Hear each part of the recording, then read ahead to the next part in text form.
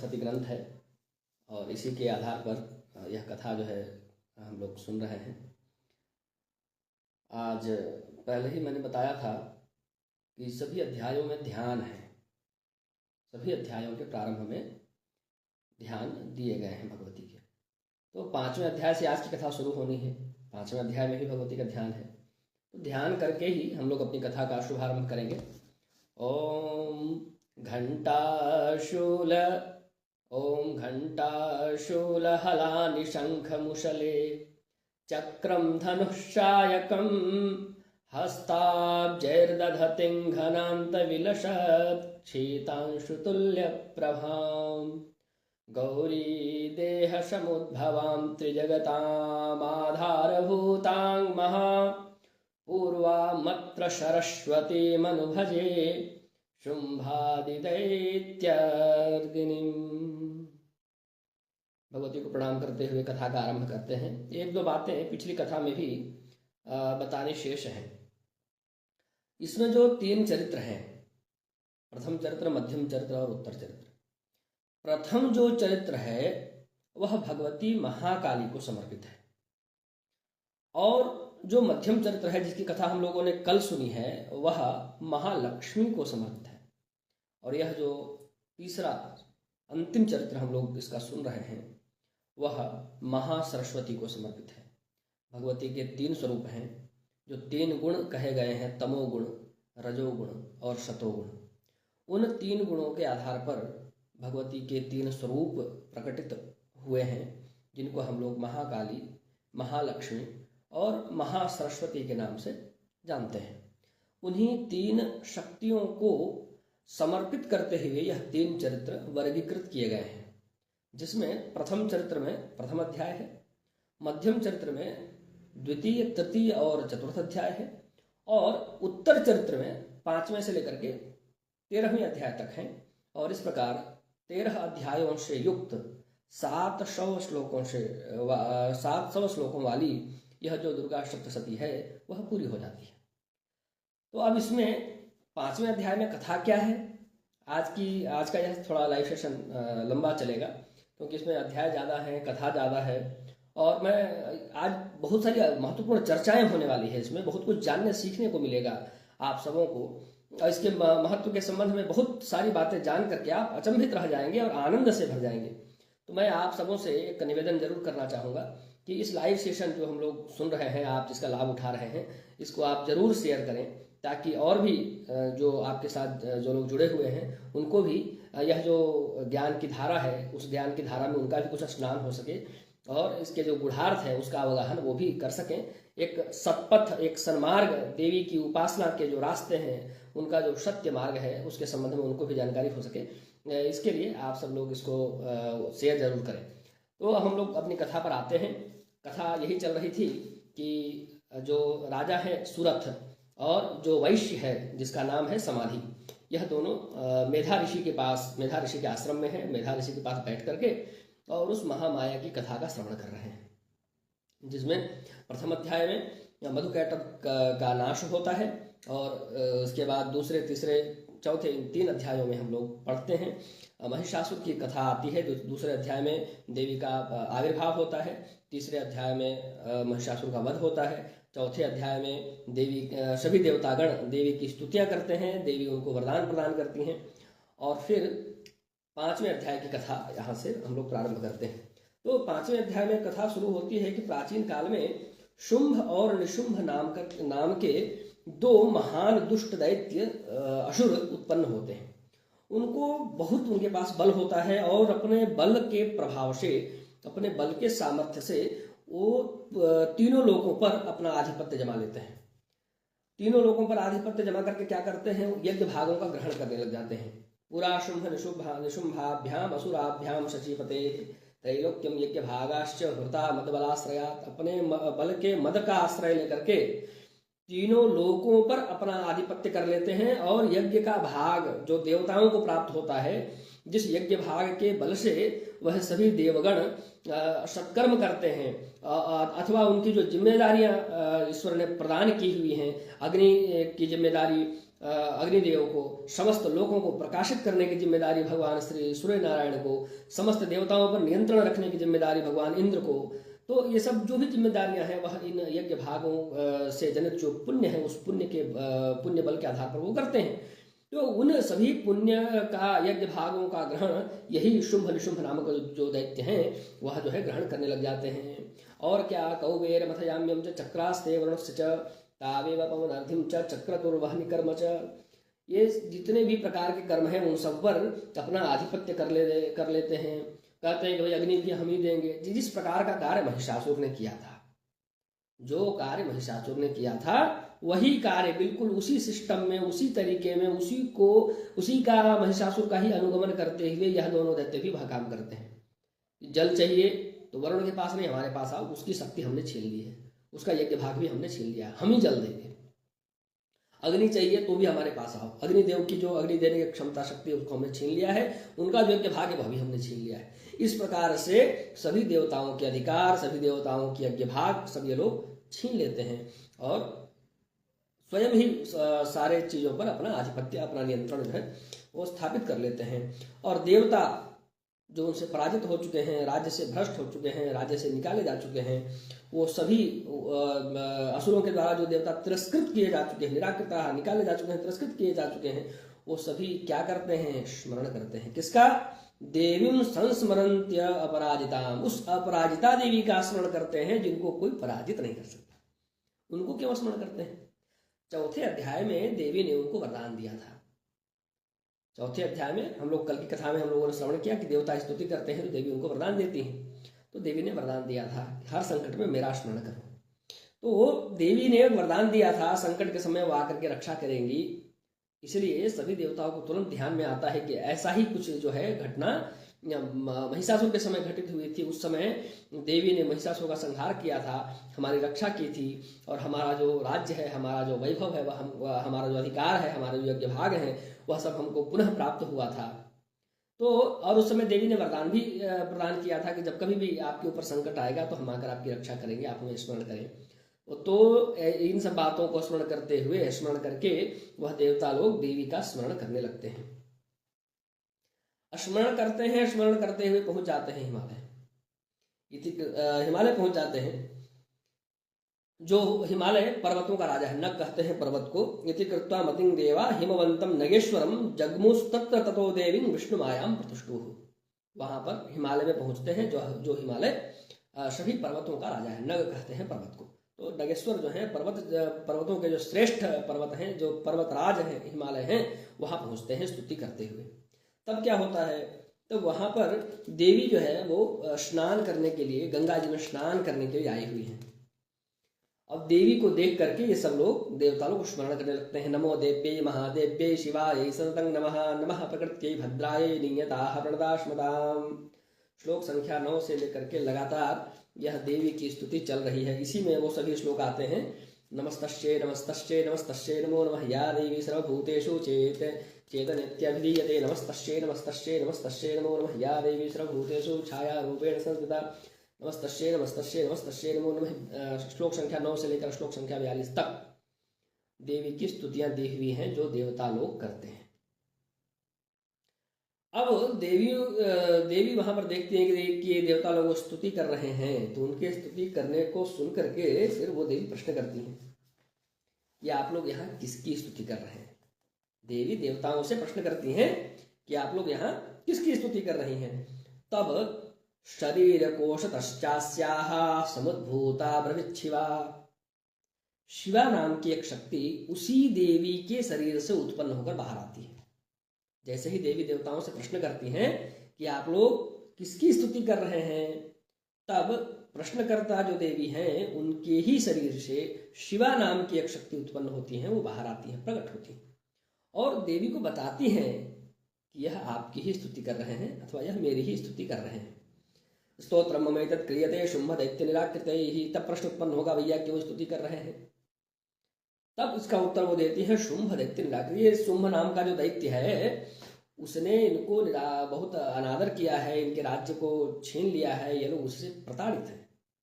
और शुंभ दैत्य के नाश के लिए, शुंभ दैत्य के शमन के लिए यह सभी देवता आपकी स्तुति, आपका स्मरण कर रहे हैं। तो अब यहाँ पर एक बहुत अच्छी यहाँ पर एक बहुत बड़ा अच्छा प्रमाण हमको प्राप्त होता है। क्या है? कौशिकी समस्तेषु ततो लोकेषु गीयते। भगवती का यह नाम है कि भगवती के ही कोश से उत्पन्न हुई, इसलिए भगवती का वह नाम हो जाता है क्या? कौशिकी, कोश से उत्पन्न होने वाली। तो भगवती के कोश से, शिवा के कोश से उत्पन्न होने वाली जो देवी हैं वह कौशिकी के नाम से विख्यात हो जाती हैं। यह भी भगवती का ही एक नाम है। अक्सर नामकरण इत्यादि के लिए जब कन्याओं का जन्म घर में होता है, खास करके नवरात्र इत्यादि के समय, तो लोग आकर पूछते हैं कि देवी का कुछ नाम बताइए जो इसका हम नाम रखें।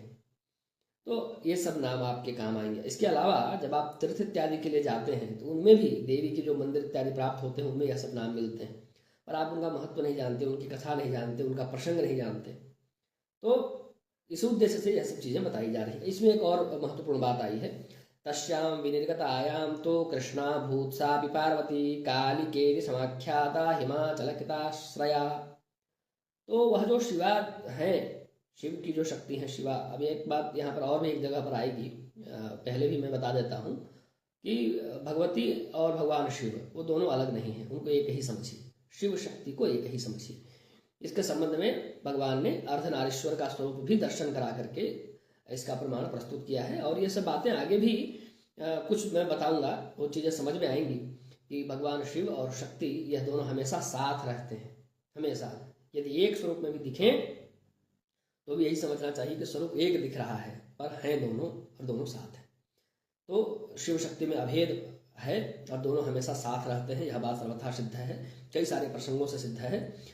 तो शिवा जो है, जिनके शरीर से कौशिकी निकलती हैं और यह सूचना देती हैं कि यह देवता हमारी ही स्तुति कर रहे हैं, और ये सभी शुंभ नामक दैत्य से अनादर पाए हुए हैं। शुंभ ने इनके यज्ञ भागों को छीन लिया है, इनके अधिकारों का हरण कर लिया है।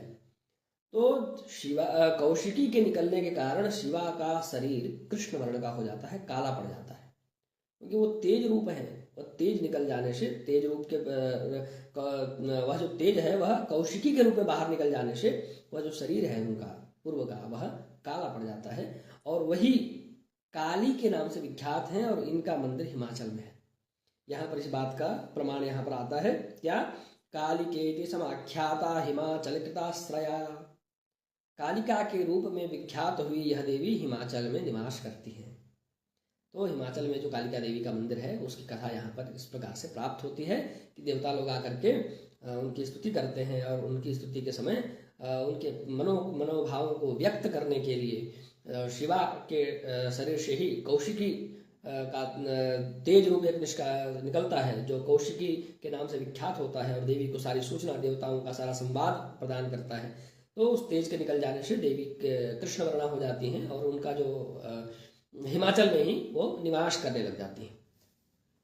अब इसके बाद कथा आगे बढ़ती है। क्या? देवी उनको वरदान देती है, ठीक है आपकी समस्या दूर होगी, उन्होंने सूचना दे ही दी है, और देवी वहाँ से कौशिकी जो है वो निकल पड़ती है। आगे के कैसे उनको आकर्षित करना है, कैसे उनको मोहित करना है, कैसे उनको युद्ध के लिए बुलाना है, कैसे बात छेड़नी है, कैसे युद्ध प्रारंभ कराना है, इन सब के वो करने के लिए वो जो है वहाँ से कौशिकी निकलती है।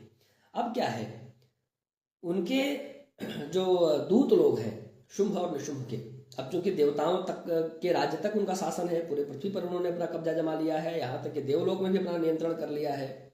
तो उनके सभी दूत सर्वत्र फैले हुए हैं और वह रेकी करते रहते हैं, जायजा लेते रहते हैं कि कहीं इनके खिलाफ कोई षड्यंत्र न होता रहे, छानबीन करते रहते हैं कहाँ कौन है क्या है।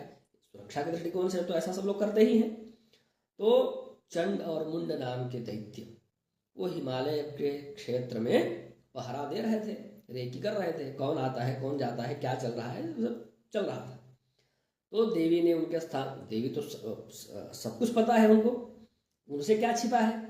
जिधर चंड और मुंड दोनों जो है घूम रहे थे, उधर ही देवी जो है बड़ा सुंदर, अपने सुंदर स्वरूप तो देवी का है ही, देवी के स्वरूप का वर्णन क्या करना, क्या सामर्थ्य है कि हम उनके देवी के स्वरूप का वर्णन कर सकें। बड़ा ही दिव्य रूप लेकर के उन्हीं के आसपास, उनको ये पता न चले, अपने किसी कार्य में ऐसा संलग्न होते हुए उसके आसपास विचरण करने लगी। अब देवी का ऐसा अद्भुत रूप वो देख करके वो दंग रह गए, चकित रह गए। अरे इतनी सुंदर स्त्री, इतनी सुंदर नारी, यहाँ घूम रही है, कौन है ये? तुरंत वो सूचना देते हैं जाकर के शुंभ और निशुंभ को।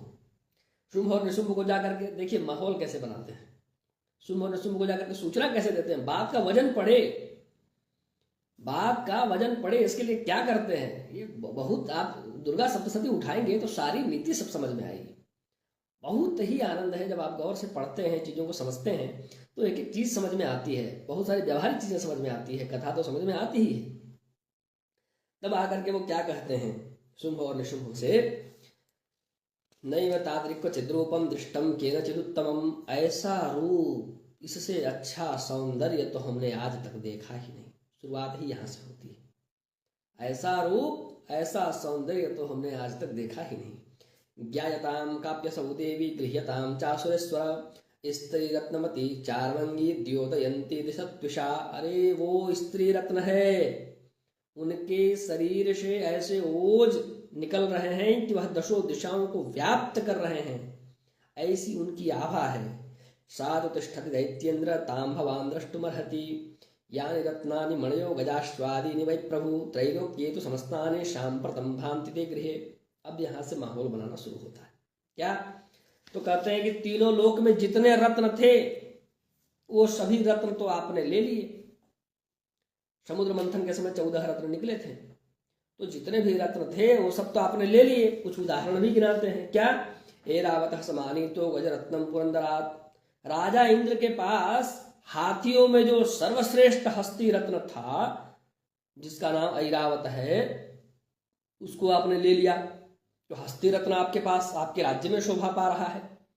और पारिजात तरुश्चायम तथैवोच्चैः श्रवाहय, पारिजात नाम का जो वृक्ष है, जो सभी वृक्षों में रत्न के समान है, वह आपके यहाँ है, शोभा पा रहा है। घोड़ों में, अश्वों में जो अश्वरत्न है जिसका नाम उच्चैः श्रवा है, वह भी आपके यहाँ शोभा पा रहा है। ऐसे बहुत सारे उदाहरण देते हैं। विमानों में जो पुष्पक विमान है, हंस वाला विमान जो है, वह आपके यहाँ शोभा पा रहा है। ऐसे बहुत सारे उदाहरण देते हैं कि निधियों में महापद्म, महापद्म निधि आपके यहाँ शोभा पा रही है। किंचिल किनी कुछ वस्त्र हैं जो कभी गंदे नहीं होते हैं, ऐसे वो सब आपके यहाँ शोभा पा रहे हैं। तब यह स्त्री आपके यहाँ क्यों शोभा न पाए? एक स्त्री रत्न की ही तो कमी है आपके पास, और वह स्त्री रत्न कहाँ है? हिमालय में घूम रही है। तो वह भी यदि आ जाए तो आप सर्वांग पूर्ण हो जाएंगे। सारे रत्न, जिन जिन क्षेत्र के जो जो रत्न हैं वो सब आपके पास हो जाएंगे। फिर आपका वैभव और हो जाएगा। भाई हस्ती रत्न आपके पास है, अश्वरत्न आपके पास है, वस्त्र रत्न आपके पास है, वृक्षों में जो वृक्ष रत्न है वह आपके पास है, स्त्री रत्न नहीं है। और स्त्रियों में जो रत्न है वह तो हिमालय में घूम रही है। वह यदि हो जाए तो आपका कोष पूर्ण हो जाएगा। इतनी प्रशंसा सुन करके और ऐसा सारा वो सुन करके बहुत उत्साह उत्पन्न हो गया इनको, बहुत जिज्ञासा उत्पन्न हो गई शुंभ को। तब ये कहते हैं अपने दूत को कि तुम जा करके वो देवी को हमारा पराक्रम बताओ और हमारा प्रस्ताव उनके पास लेकर के जाओ, और तुरंत उसको कहो कि यहाँ चली आए, और या तो मुझसे विवाह कर ले या हमारे भाई से विवाह कर ले, हम दोनों में से किसी एक से विवाह कर ले। कोई दिक्कत वाली बात, कोई वो नहीं है। तब दूत वहां पहुंचता है देवी के पास। चंडमुंड ने लोकेशन बता ही दी थी, तो उनके लैटिट्यूड लॉन्गिट्यूड का वो करते हुए वहां पहुंचता है और देवी से जाकर कहता है, देवी दैत्येश्वर शुंभस्त्रैलोक्ये परमेश्वर। हे देवी, जो शुंभ है वह तीनों लोगों का परमेश्वर है। अभी इस समय तीनों लोगों का जो परमेश्वर है शुंभ, मैं उसके द्वारा प्रेषित दूत हूं।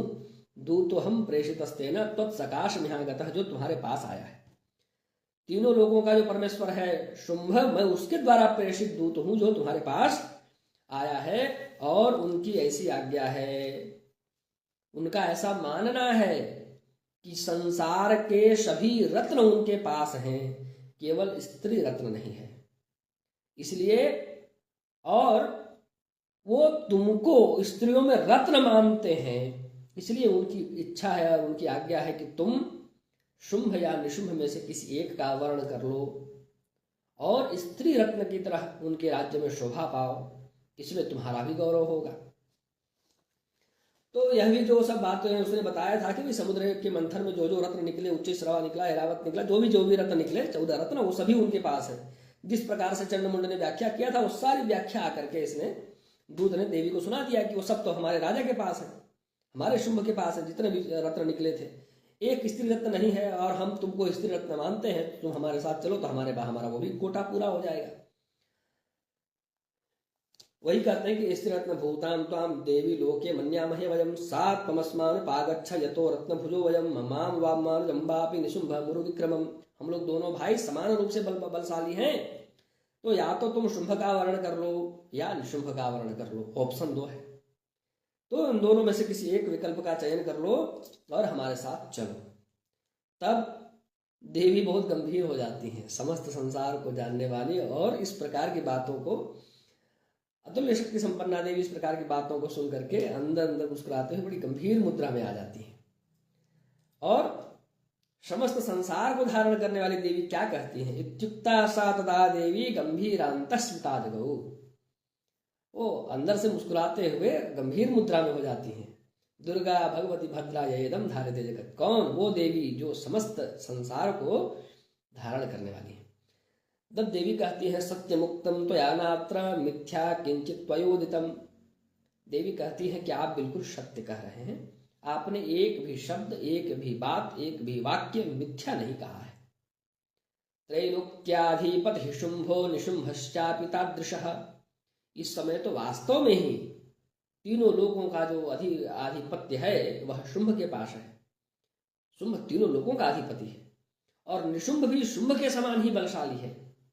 किम त्वत्र यत् प्रतिज्ञातम मिथ्या तत्क्रियते कथम। लेकिन क्या करें, एक गड़बड़ है। क्या गड़बड़ है? कि मैंने एक प्रतिज्ञा कर ली है, अब उस प्रतिज्ञा को मैं मिथ्या कैसे करूं। अच्छा, जब इसने पूरा माहौल बना करके पूरा तामझाम के साथ कहा, तो देवी भी उसी तरीके से, उसी लहजे में, जो जिस भाषा में समझे उसको उसी भाषा में जवाब देने वाले लहजे में, जिस प्रकार से उसने बात किया देवी से, उसी प्रकार से देवी कह रही है। क्या? श्रूयता मलब बुद्धित्वा प्रतिज्ञाया कृता पुरा। मैं छोटी थी, अल्प बुद्धि वाली थी, तब मैंने ऐसी प्रतिज्ञा कर ली है। बहुत पहले जब मैं छोटी थी, अल्प बुद्धि थी, अल्प बुद्धि के कारण मैंने एक प्रतिज्ञा कर ली है। अब उसको मैं झूठा कैसे करूं? तो क्या प्रतिज्ञा है? यो माम जयति संग्रामे यो मे दर्पं व्यपोहति यो मे प्रतिबलो लोके समय भर्ता भविष्यति। जो मुझे संग्राम में जीत लेगा, यो माम जयति संग्रामे, जो संग्राम में, युद्ध में मुझे जीत लेगा, यो मे दर्पं व्यपोहति, जो मेरे दर्प का, जो मेरे गर्व का हरण कर लेगा, नाश कर लेगा, मेरे गर्व को चूर कर देगा, नष्ट कर देगा। यो में प्रतिबलो लोके, जो मेरे समान संसार में बलशाली होगा, स में भरता भविष्यति, वही मेरा भरता होगा, वही मेरा पति होगा। ऐसा मैंने बचपन में अल्प बुद्धि के कारण ऐसा मैंने संकल्प कर लिया है। अब मैं उसको झूठ कैसे करूं, मैं उसको मिथ्या कैसे करूं? संकल्प तो भाई संकल्प है। तदा गच्छतु शुंभोत्र निशुंभो वा महासुरः। तब तुम ऐसा करो, उस शुंभ या निशुंभ, दोनों तो बलशाली है, दोनों महासुर हैं, किसी के पास चले जाओ। माम जित्वा किंचिरेणात्र पाणिं गृह्णाति मे लघु। और उनको यह सूचना दे दो कि उन दोनों में से कोई एक आकर के मुझे हरा दे और मेरा पाणी ग्रहण कर ले। इसमें देर क्यों, तुरंत कर ले, तुरंत मुझे हरा दे, दोनों महासुर हैं ही, तुरंत मुझे हरा दे और मेरा पाणी ग्रहण कर ले, इसमें देर क्यों करना। तब दूत जो है कहा, ये तो गजब हो गया भाई। दूत कहता है अवलिप्ता से मेवं तत्वं देवी ब्रूहि ममाग्रतः त्रैलोक्ये कह पुमांस तिष्ठे दग्रे शुंभ निशुंभयोः। कैसी बात कर रही है भाई? अरे भाई, तीनों लोक में कौन है ऐसा पुरुष, तीनों लोक में ऐसा कौन पुरुष है जो शुंभ या निशुंभ के पास, शुंभ या निशुंभ के सामने ठहर सकता है? ऐसा कोई पुरुष है क्या तीनों लोक में? होता तो तीनों लोक के स्वामी कैसे बन जाते? उसके बाद भी ऐसा बोल रही है। अन्य शाम अभी दैत्यानाम सर्वे देवान वै युधि। अरे दैत्यों का छोड़ो, किसी देवता में भी ऐसा सामर्थ्य नहीं है जो शुंभ निशुंभ के सामने युद्ध में ठहर सके। तिष्ठन्ति सम्मुखे देवी किं पुनः स्त्रीत्वमेकिका। कोई देवता उनके पास ठहर नहीं सकता और तुम अकेली स्त्री उनका क्या कर लोगे भाई? तुम उनके पास कितने देर ठहरोगे, तुम क्या करोगे? इंद्राद्याः शकला देवास्तथुर्येषां संयुगे शुंभादीनां कथं तेषां स्त्री प्रयासि सम्मुखम् सात्वं गच्छ मयैवोक्ता पार्श्वं शुंभयोः केशाकर्षण निर्धूत गौरवामागमिष्यसि। कहते हैं जब इंद्र आदि देवता लोग हार करके चले, परास्त होकर के चले गए, टिक नहीं पाए, तुम अकेली स्त्री क्या करोगी उनका? इस प्रकार से उनको ललकार रही हो, यह तुम्हें शोभा नहीं देता है। इसलिए मेरी बात मानो और मेरे साथ चलो, नहीं तो यदि मैं खाली हाथ गया और तुम्हारी यह सूचना उनको दे दिया तो वो लोग आएंगे सेना लेकर के और बाल पकड़ घसीटते हुए तुम्हें ले जाएंगे। तब तुम्हारे मान का भी मर्दन होगा, तुम्हारा उपहास होगा, तुम्हारा तिरस्कार होगा और तुम गौरवहीन हो जाओगी। तब देवी कहती हैं एवमेतद् बलिशुंभो निशुंभश्चाति वीर्यवान। बात तो तुम्हारी सही है, देवी कहती हैं कि बात तो तुम्हारी सही है, शुंभ और निशुंभ बहुत बलशाली हैं। किम करोमि प्रतिज्ञा में यदनालोचिता पुरा, पर मैं करूं क्या? जो मैंने पुराने समय में बचपन में प्रतिज्ञा कर लिया तो कर लिया, क्या करें, उसका पालन तो करना पड़ेगा, चाहे गौरव जाए चाहे कुछ हो। सत्वं गच्छ मयोक्तं ते यदेतत् सर्वमादृतः तदा चक्षुषुरेन्द्राय सचयुक्तं करोतु तत्। आहा, देवी कहती है कि ऐसा है कि तुमने उनकी सूचना मुझे तो दे दी, दूत हो, तुम्हारा काम सूचना देना है। अब मेरी जो सूचना है, मेरी जो बात है, वह जाकर के शुंभ और निशुंभ के सामने आदर पूर्वक निवेदित कर दो, फिर उनको जैसा उचित लगेगा वैसा वो करेंगे। इस प्रकार से मीठे वचनों के साथ कूटनीतिक तरीके से उनको उत्तर देते हुए देवी जो है विदा करती है। इस प्रकार से यह 5वां अध्याय, जिसमें देवी का संवाद होता है दूत के साथ, यह अध्याय यहाँ पर समाप्त होता है। इसमें जो 2-3 महत्वपूर्ण बात निकल करके आई, कौशिकी देवी का नाम है, शिवा के कोष से उत्पन्न होने के कारण यह महत्वपूर्ण बात है। इसमें शुंभ निशुंभ और चंडमुंड ये सेनापति हैं, इनका राज्य चल रहा था, यह सब महत्वपूर्ण बात है। इनकी एक महत्वपूर्ण कथा निकल करके आती है। हिमाचल में कालिका देवी जो है वह, उनकी कथा इस 5वें अध्याय में प्राप्त होती है। यही सब महत्वपूर्ण बात है। तो और इसमें जो कूटनीति देखने को मिलती है कि किस प्रकार से देवी बात करती है उनसे और किस प्रकार से सूचना का आदान प्रदान करते हैं चंडमुंड राजा शुंभ के सामने और शुंभ का भेजा हुआ दूत देवी के सामने, यह सभी प्रसंग बहुत विचारणीय है, गौर करने लायक है, सीखने लायक। अब 6ठा अध्याय प्रारंभ होता है। 6ठे अध्याय में वो एक सेनापति को भेजेंगे, शुंभ और निशुंभ। राजा शुंभ ही है, निशुंभ छोटा भाई है, तो शुंभ ही आदेश करते हैं देवी को लाने के लिए। और उस एक सेनापति को भेजते हैं जिस सेनापति का नाम है धूम्रलोचन। तो धूम्रलोचन नाम के सेनापति को भेजते हैं, उसी की कथा यहाँ पर होती है। धूम्रलोचन का वध होता है 6ठे अध्याय में, उसको हम लोग अब देखते हैं। ध्यान है भगवती का, ध्यान पढ़ करके इसके बाद आगे कथा में बढ़ेंगे। ओम नागाधीश्वर विष्ठरां फणिफणोत्तं सोरुरत्नावली भास्वद्देहलतां दिवाकर निभां नेत्रत्रयोद्भाषितां माला कुंभकपालनीरजकरां चंद्रार्धचूड़ां परां सर्वज्ञेश्वर भैरवांगनिलयां पद्मावतीं चिन्तये पद्मावतीं चिन्तये।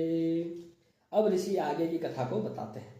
इत्याकर्णवचोदेव्याः शदूतोमर्षपूरिता, दूत के द्वारा जब सूचना उनको मिलती है, जब विस्तार से सूचना मिलती है, तब जाकर के क्रोध से भर करके सक्रोध प्राह दैत्यानाम अधिपम धूम्रलोचन, दैत्यों का जो राजा था क्रोध से भरकर धूम्रलोचन को कहता है क्या, हे धूम्रलोचनाशु त्वं स्व सैन्य परिवारितः तमानय बलात् दुष्टां केशाकर्षण विह्वलां, तुम अपने पूरे सेना के परिवार को लेकर जाओ, अपनी पूरी बटालियन लेके जाओ। अब यहाँ भी एक महत्वपूर्ण बात आपको बता देता हूँ कि इनकी बटालियन होती है। और जैसे आज है ना, कई तरह के रेजिमेंट हैं। आज की भारतीय सेना में आप देखिए कई तरह के रेजिमेंट हैं। उसी प्रकार से उस समय भी जो शासन था शुंभ का, उसमें भी कई सारे रेजिमेंट थे। उनमें से किसी एक रेजिमेंट का जो सेना नायक था, सेनापति था, वह धूम्रलोचन था। उसको बुलाते हैं राजा शुंभ और उनको कहते हैं कि तुम अपने रेजिमेंट की पूरी सेना लेकर के जाओ, पूरा रेजिमेंट लेके जाओ, अपना पूरा परिवार पूरी सेना लेकर के जाओ और केस पकड़ करके उसको बिहुवल रोते बिलखते हुए उसको यहाँ पकड़ करके केशाकर्षण बिहुवलाम, उसको रोते बिलखते हुए यहाँ पर केश पकड़ करके उस दुष्टा को बलपूर्वक लेकर के आओ। तत् परित्राण रह केचिद यदि वो तिष्ठते परः स हन्तव्यो मरो वापि यक्षो गंधर्व एव वा। अब यदि उसकी रक्षा करने के लिए कोई देवता आ जाए, कोई यक्ष आ जाए, कोई गंधर्व आ जाए, उसको तुरंत वहीं मार देना, छोड़ना मत उसको। उसकी रक्षा के लिए जो देवता जो यक्ष गंधर्व उपस्थित हो जाए उसको तुरंत वहीं मार देना और उस दुष्टा को पकड़ करके बाल खींचते हुए रोते बिलखते हुए लेकर के आना। दिसृवाच तेनाज्ञप्तस्ततः शीघ्रं स दैत्यो धूम्रलोचनः वृतः षष्ट्या सहस्राणाम् असुराणां द्रुतं ययौ। अब बताते हैं कि उस धूम्रलोचन जो नाम का जो दैत्य है उसके पास 60,000 लोगों की सेना थी। 60,000 अपनी पूरी सेना लेकर के वो देवी के पास तुरंत राजा का आज्ञा पा करके अपनी पूरी सेना लेकर के उस लोकेशन पर जाता है जहां पर देवी विराजमान थी। इनका इंतजार कर रही थी, इनको तो पता था कि बात सुनते ही उसका दिमाग ठनकेगा, क्रोध से आग बबूला हो जाएगा, अपनी सेना भेजेगा। देवी इंतजार कर रही थी। 60,000 सेना लेकर के वहां पहुंचता है। तम दृष्ट्वा तां ततो देवी दुहिनाचल संस्थितां जगादोच्चैः प्रयाहीति मूलं शुम्भनिशुम्भयोः न चेत् प्रत्याज्य भवति मदभर्तारमुपैष्यति ततो बलान्वयाम्येष केशाकर्षण विह्वलां। वो जब पहुंच जाते हैं सारे सेना लोग जो है बाण और तलवार सब तान करके तैयार हो जाते हैं देवी को देखते ही, या भाई हमला करना है, युद्ध करना है, सभी तैयार। धूम्रलोचन एक अंतिम अवसर देता है, कहीं सेना देख के डर जाए, हमारे साथ चलो नहीं तो हम सेना लेकर के आए हैं, बाल घसीटते हुए लेकर के जाएंगे। ये अंतिम चेतावनी वो देता है। देव्युवाच दैत्येश्वरेण प्रहितो बलवान बल संवृतः बलान्नयसि मामेवं ततः किं ते करोम्यहम्। देवी यहाँ भी मुस्कुराते हुए कहती हैं कि भाई आप बलवान हैं, बल से परिपूर्ण हैं, इतनी लंबी चौड़ी सेना लेकर के आप आए हैं, आप यदि बलपूर्वक मुझे ले भी जाएंगे तो मैं क्या ही आपका कर सकती हूँ, क्या ही बिगाड़ सकती हूँ आपका। ऋषिर्वाच इत्युक्तः शोभ्यधावत्तावसूरो धूम्रलोचनः हुंकारेणैव तं भस्म सा चकाराम्बिका ततः। ऐसा सुन करके, ऐसा व्यंग सुन करके धूम्रलोचन के मन में ऐसा सांप लौटता है। वो क्रोध के मारे तलवार उठा करके अपनी सेना को आदेश करता है कि हमला करो। पूरी सेना तलवार और ये सब लेकर के कूद पड़ती हैं देवी की ओर हमला करने के लिए। और देवी उनको देखते हुए, जैसे हम लोग सामान्य तिरस्कार पूर्वक ऐसे कहते हैं, इसी को संस्कृत में इसका हुंग शब्द है, या इसके बहुत सारे महात्म्य हैं। तो ये थोड़ा तंत्र का विषय हो जाएगा और इस पर जो है अभी व्याख्या करने से कई सारी बातें होंगी। जो मुख्य कथा का प्रसंग है उस पर हम लोग चलते हैं।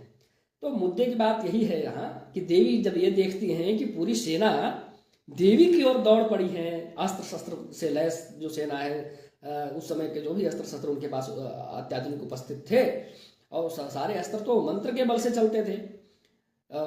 कोई भी तीर चलाए, अपने मंत्र का पाठ किए, मंत्र की शुद्धि होती थी, उससे सबको जो सारा धारण करके कूद पड़ते हैं उनकी ओर। देवी उनकी ओर देख करके सिर्फ हंग का उच्चारण करती हैं और उस हंग मात्र का उच्चारण से सारी सेना जो देवी की ओर उस समय जितनी सेना कूद पड़ी थी उस समय, वो सभी नष्ट हो जाती है।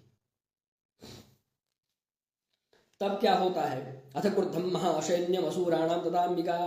जब जो देखा कि अरे इतने सेना को ऐसे मार दिया हंग के उच्चारण से, तो बाणों की वर्षा शुरू कर देते हैं सारे दैत्य लोग मिलकर के। सायक कहा जाता है बाण को, सायक तीक्ष्ण सायकों से, बाण के तीक्ष्ण धार वाले बाणों से वो जो है हमला कर देते हैं। और केवल बाणों से नहीं, शक्ति से भी, परशु से भी शक्ति छोड़ते हैं, परशु छोड़ते हैं। मतलब जिसके पास जिस प्रकार के अस्त्र थे सबकी वर्षा वहां पर प्रारंभ हो जाती है। ततो धूत्सः गोपात् कृत्वा नारं शुभैरवं पपातासो सेनायां सिंहो देवा स्ववाहनः। अब यहाँ पर देवी का वाहन सिंह एक्टिव हो जाता है, सारे लोग हमला करते हैं, वो निकलता है, कूद पड़ता है उनके ऊपर। कांश्चित कर प्रहारेण दैत्या नास्येन चाप्रान, किसी को अपने पंजे की मार से गिरा देता है, कितनों पर आक्रमण कर देता है, कितनों के ऊपर चढ़ जाता है, कितनों को चीर देता है, कितनों को फाड़ देता है, कितनों को अपने माथे से धकेल करके नष्ट कर देता है, पूरे सेना को रौंद डालता है। देवी का जो वाहन सिंह है वह धूम्रलोचन के द्वारा लाई गई 60,000 सेना को रौंद डालता है। पपौ जरुधम कोष्ठादन्य शांत केशरक्षणेन तद्बलम सर्वम क्षयम नीतम महात्मा। उनके सारे बल क्षण भर में क्षीण हो जाते हैं और रक्त की नदियां चारों ओर बहने लगती हैं। तेन केसरी आदेव्या वाहन है नाति कोपिना। अरे वो देवी का जो वाहन है केसरी, वह देवी का जो वाहन है केसरी, वह अत्यंत कोप से पूरे सेना को रौंदने लगता है। श्रुत्वा तमुसुरम देव्या निहतम धूम्रलोचनम बलम चक्षेदम कृष्णम देवी केसरिना दधा। अब यहाँ पर कितनों के मस्तक कट गए, कितनों के गर्दन कट गए, कितनों के शरीर दो भागों में बट गए, सारी सेना जो है नष्ट हो गई। इधर यह देवी के ऊपर हमला किया तो देवी ने उसका उसी समय जो दैत्य धूम्रलोचन था सेनापति, उसको मार डाला। और जब धूम्रलोचन मारा गया, सारी सेना रौंद दी गई। कुछ बचे खुचे लोग किसी तरीके से अपना प्राण बचा करके भागे। युद्ध का एक नियम है, सेनापति के मारे जाने के बाद सेना युद्ध नहीं करती। सेनापति मारा गया, बहुत सारी सेना रौंद डाली गई, कुछ बचे खुचे लोग भागे वहां से, जाकर शुंभ को सूचना दिए। शुंभ को सूचना मिली कि भाई धूम्रलोचन मारा गया। जब ऐसी सूचना मिली तो ये और व्याकुल हो गया। इसने क्या किया, आज्ञापयामास चतौ चंडमुंडौ महासुरौ। तो जो सूचना लेकर आए थे ना चंड और मुंड, उनको ही आज्ञा दिया कि आप लोग दोनों तुरंत जाइए। क्या आज्ञा दिया, हे चुंड हे मुंड बलैर बहुभिः परिवारितो। तुमको जितनी सेना चाहिए उतनी सेना लेकर के, हे चंड हे मुंड, आप दोनों जितनी सेना चाहिए उतनी सेना लेकर के जाइए। तत्र गच्छत गत्वा च सा समानीयताम लघु, और उसको तुरंत लेकर के आइए। केशेष्वाकृष्य बद्धावा, या तो उसको बाल पकड़कर, केस पकड़कर घसीटते हुए लाइए, अथवा बांध करके लाइए। यदि वह संशयो युधि तथा शेषा युधे सर्वैरसुरैर्निहन्यताम। यदि ऐसा मुश्किल लगे तो वही मार दीजिए, और मारने के बाद उसका मृत शरीर लेकर के आइए। लेकिन मुझे देखना है कि वो है कौन। तस्याम हतायाम दुष्टायाम सिंहे च विनिपातिते शीघ्रमागम्यताम बद्ध्वा गृहीत्वा तामथाम्बिकाम। कहते हैं कि तुम तुरंत जाओ और उस सिंह को भी मत छोड़ना, जिसने मेरी सेना को रौंदा है, उस सिंह को भी मारना। और जब युद्ध में ऐसा लगे कि इनको बांध कर नहीं ला सकते हैं तो सिंह को मार देना, उस स्त्री को भी मार देना, और उन दोनों को मारे जाने के बाद पकड़ करके ले आना। तुम जल्दी करो ऐसा। इस प्रकार से धूम्रलोचन के वध के साथ यह जो छठा अध्याय है, छठे अध्याय की कथा पूर्ण होती है। और अब 7वें अध्याय की कथा प्रारंभ होगी। 7वें अध्याय में चंड और मुंड ये दोनों जाते हैं, इन दोनों का नाश होगा। तो किस प्रकार से देवी ने चंड और मुंड का नाश किया है, उस कथा को हम लोग यहाँ 7वें अध्याय में देखेंगे। किस प्रकार चंड मुंड का वध होता है, इसमें भी ध्यान है, हम लोग ध्यान कर लेते हैं। सभी अध्यायों में ध्यान वर्णित है। ओम ध्यायेयं रत्नपीठे शुककलपठितं शृण्वतीं श्यामलांगीं न्यस्तैकांघ्रिं सरोजे शशिशकलधरां वल्लकीं वादयन्तीं काल्हाराबद्धमालां नियमितविलसच्चोलिकां रक्तवस्त्रां मातंगीं शंखपात्रां मधुरमधुमदां चित्रकोद्भाषिभालां। अब जो मेधा ऋषि हैं वह आगे की कथा सुनाते हैं। क्या, जैसे ही उनको आज्ञा मिला चंड और मुंड को, वो चतुरंगिणी सेना लेकर के जाते हैं, जिसमें पैदल सवार भी है, रथ वाले भी हैं, हाथी वाली सेना भी है और घोड़े वाली सेना भी। चतुरंगिणी सेना लेकर के वो जाते हैं। और जैसे ही वो देखते हैं कि पहाड़ की चोटी पर देवी सिंह पर विराजमान होकर के बैठी हुई हैं, तो उनको देख करके उनको मारने के लिए उद्यत हो जाते हैं, उनके ऊपर हमला करने के लिए उनकी ओर दौड़ पड़ते हैं। ततः कोपम चकारोच्चैरंबिका तानरीं प्रति। जब वो ऐसे दौड़ पड़ते हैं देवी की ओर हमला करने के लिए पूरी सेना के साथ, पूरे दल बल के साथ, तो उनको देख करके देवी को बड़ा क्रोध उत्पन्न होता है। और उनके देवी के क्रोध उत्पन्न होने के कारण भवें टेढ़ी हो गई, पूरा मुख जो है काला पड़ गया। मसी वर्णम अभूत तदा, स्याही, पहले काले रंग की स्याही का प्रयोग किया जाता था। आप जो भी प्राचीन पांडुलिपि इत्यादि आप देखेंगे तो उसमें काले अक्षरों में लिखा जाता था। तो मसी काली होती थी। तो मसी वर्ण मसी अर्थात जो स्याही है, दावात में जो स्याही होती है उसके रंग का, काले रंग की देवी हो जाती क्रोध के कारण। और उनकी भ्रिकुटी मध्य से, भ्रू मध्य से एक चंडिका प्रकट होती है, काली प्रकट होती है। वो काले वर्ण की है, पूरे शरीर में कहीं भी रक्त है ही नहीं, मांस है ही नहीं, केवल हड्डी है। उसके ऊपर एक चमड़ा ओढ़ी हुई है, जीभ लप लप लप लप कर रहा है, भयंकर काला वर्ण है, हाथ में खप्पर और तलवार है, जीभ खूब विशाल काय मुख है, जीभ भी बड़े बड़े हैं, दांत जो है कट कट कट कट किटकिटा रही है, और क्रोध के मारे उनकी आंखें लाल हो गई हैं। ऐसा उनका विभत्स भयावह रूप है, बहुत विशाल का है उनका स्वरूप है।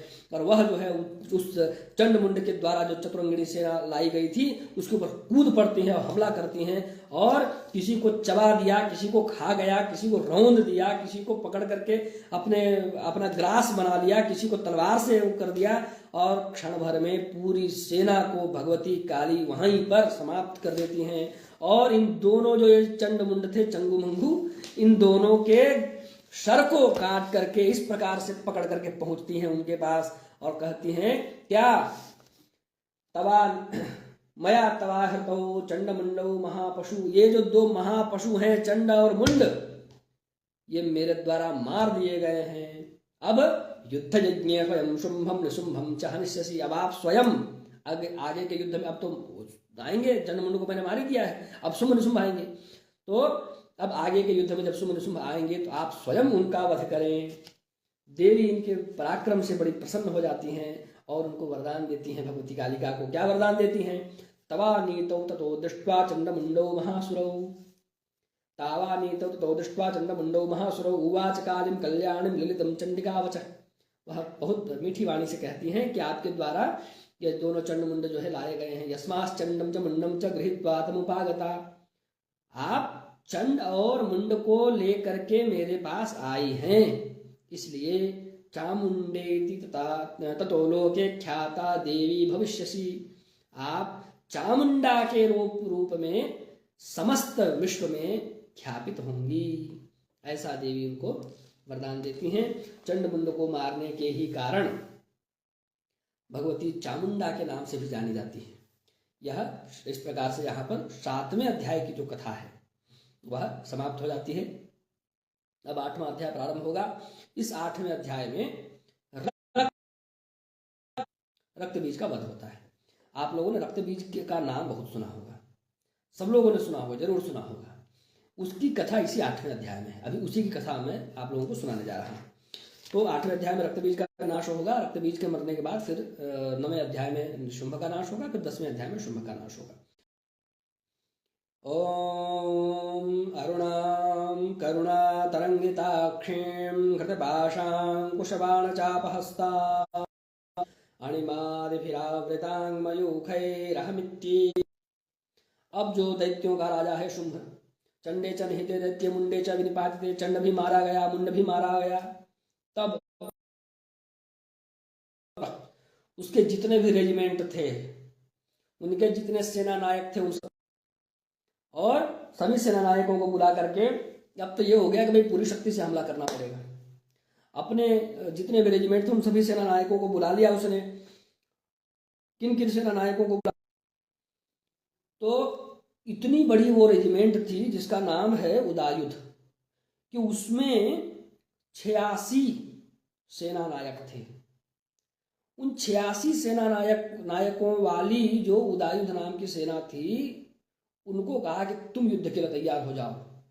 इसके अलावा कंबू नाम चतुरशीतिर निर्यान्तु स्वबलैर्वृताः, अपने पूरे बल के साथ, अपनी पूरी सेना के साथ 84 सेना नायकों वाली जो कंबू नाम की सेना है, कंबू नाम का जो रेजिमेंट है, वह भी युद्ध के लिए प्रस्थान करे।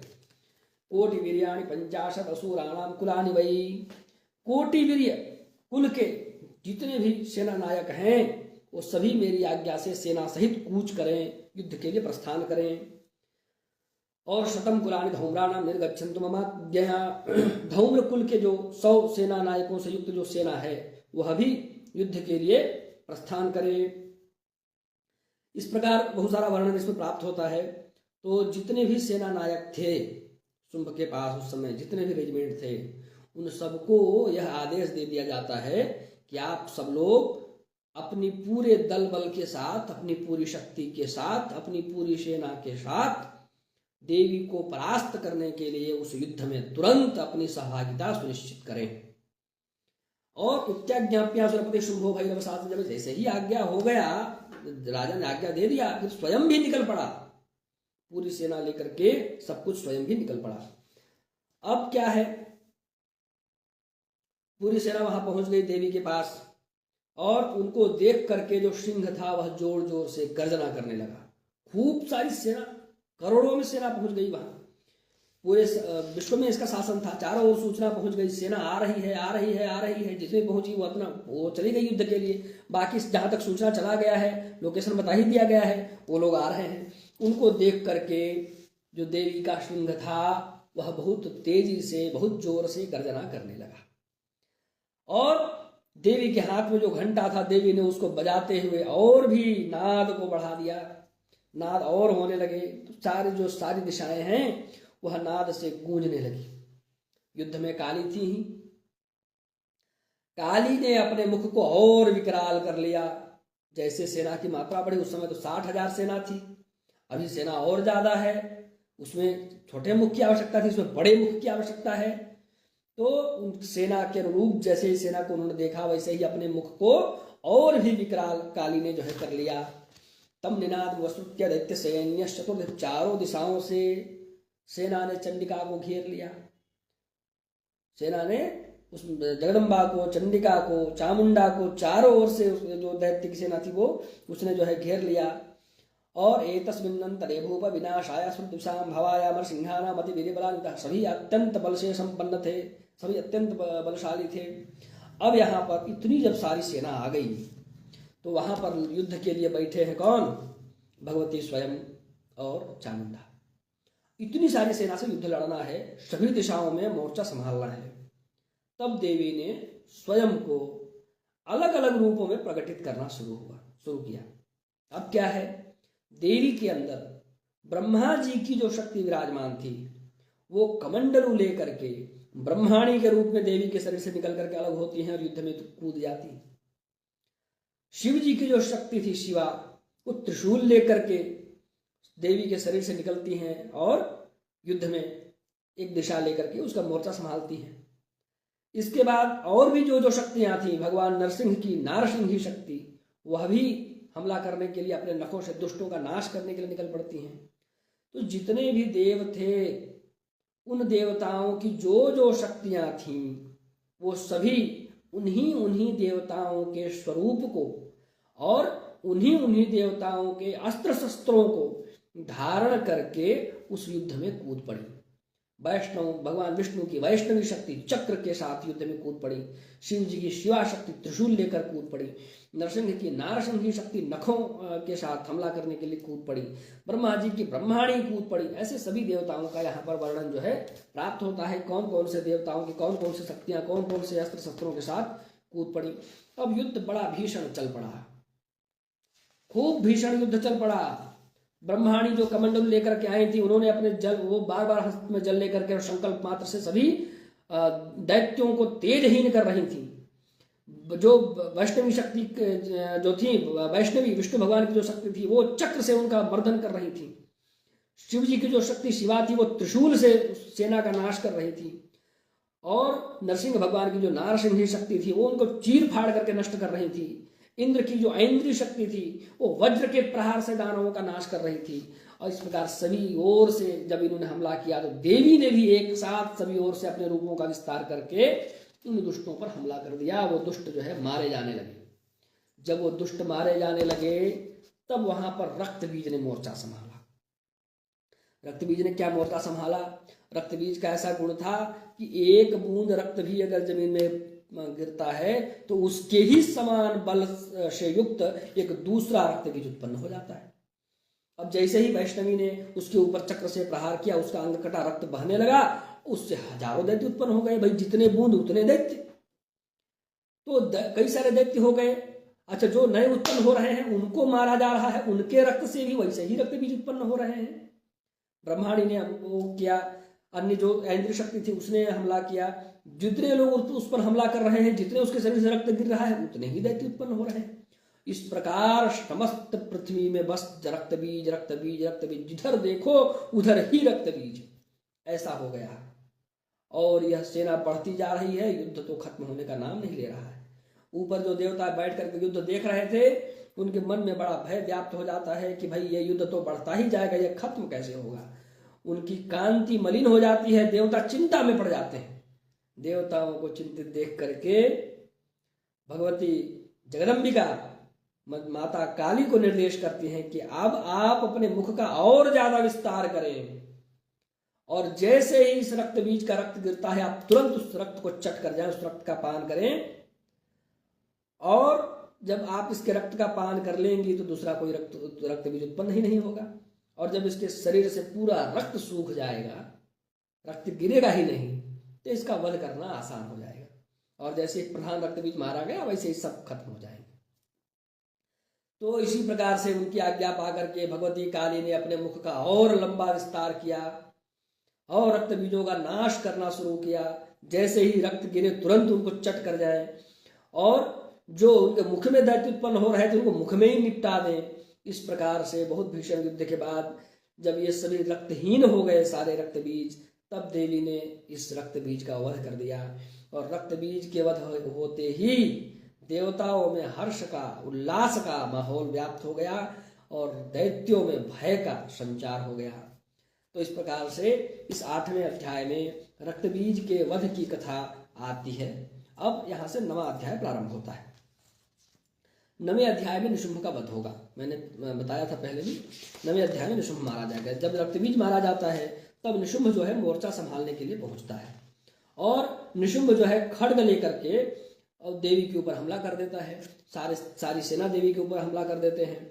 देवी उनसे युद्ध करती है। जैसे वो खड्ग लेकर के आता है, देवी अपने बाणों से उसके खड्ग को छिन्न भिन्न कर देती हैं, और इतनी बाण चलाती है, वो बाणों से ढक जाता है, मूर्छित हो जाता है। वो मूर्छित हो जाता है तो शुंभ आ जाता है युद्ध करने के लिए, उससे भी युद्ध चलता है।